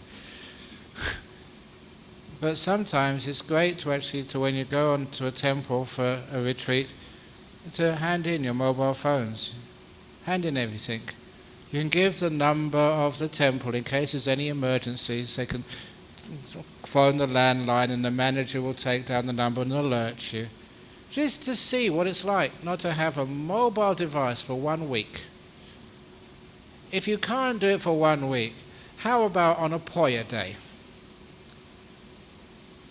Keeping 9 precepts. The 9th precept is no electronic devices. No iPads, iPhones, no anything like that at all. Try that. It's only 1 day a month.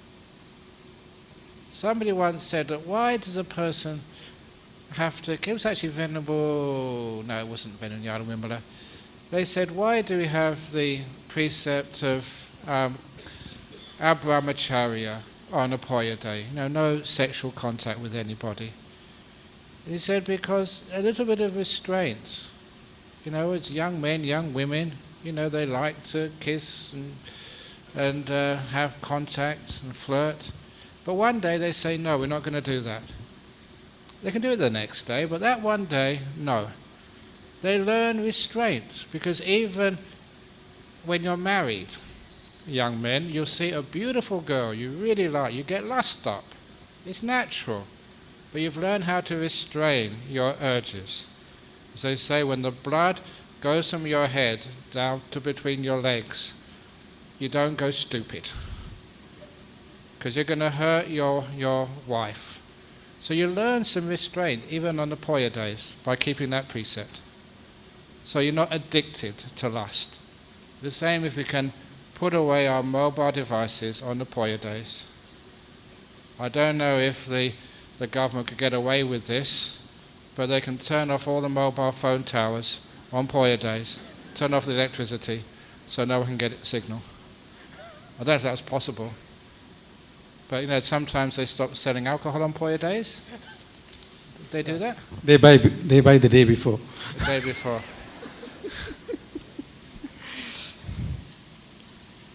Okay. Yeah, these are same old questions of whether a female can be enlightened and... Yes, there were many females who were enlightened. Today, my delegation from Australia, I was supposed to be going as part of the 7th World Buddhist Summit. It was yesterday to Anuradhapura to worship the Mahabodhi tree.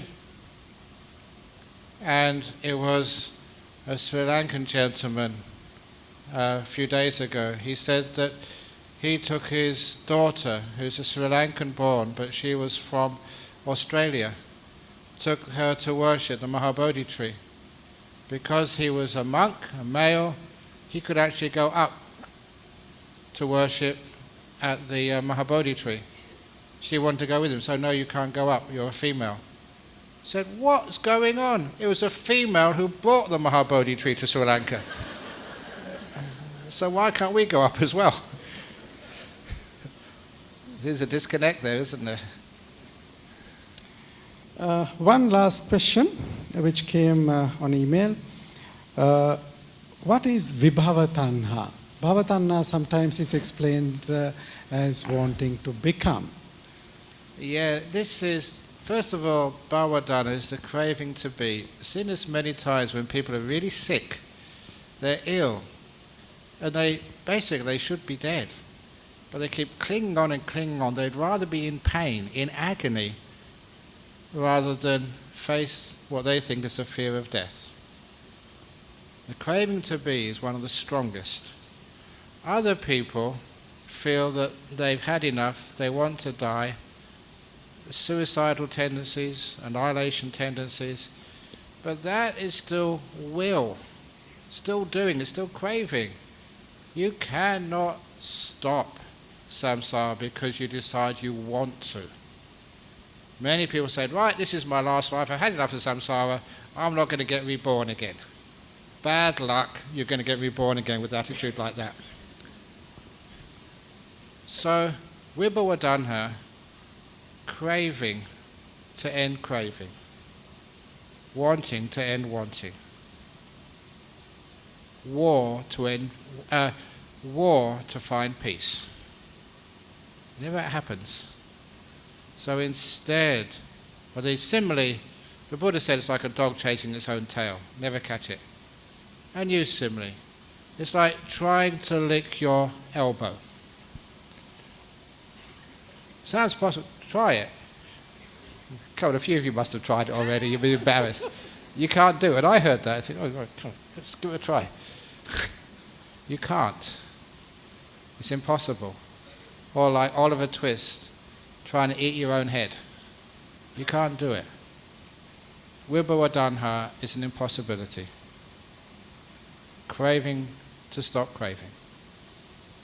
So instead, we let go. We let go of all craving. Not more craving. We let go of all craving, and then the process ends. So when you go back home tonight, see if you can prove me wrong. See if you can lick your own elbow. Can't be done. Very good. Okay. So there we go. That's the end for this evening. Hopefully you enjoyed the talks. Hopefully I never said anything which offended you. Sometimes when I tell jokes or funny stories, sometimes people misunderstand. The intention is to teach the Dhamma, to make it interesting, enjoyable, so more people can come to listen to the Dhamma in the future. So you come and it's inspiring, informative, and enjoyable. That means that more people keep coming to the temples. If it is depressing, just telling what you already know and dull, then people fall asleep, they never want to come back again. So please, make it informative, inspiring, and enjoyable. Once again, a very big thank you to Bhante for coming and spending time. If any of you want to send more questions, you can always log on to the Western Australia Buddhist Society YouTube channel, and they stream his talks regularly on Fridays and Saturdays. But most people, their questions don't get actually up. If you've made good karma, if your merits are sufficient, then the questions will be answered. Okay, on that happy note, once again, we conclude this program, and shall we once chant Supatipanno so that Bhante can move from here.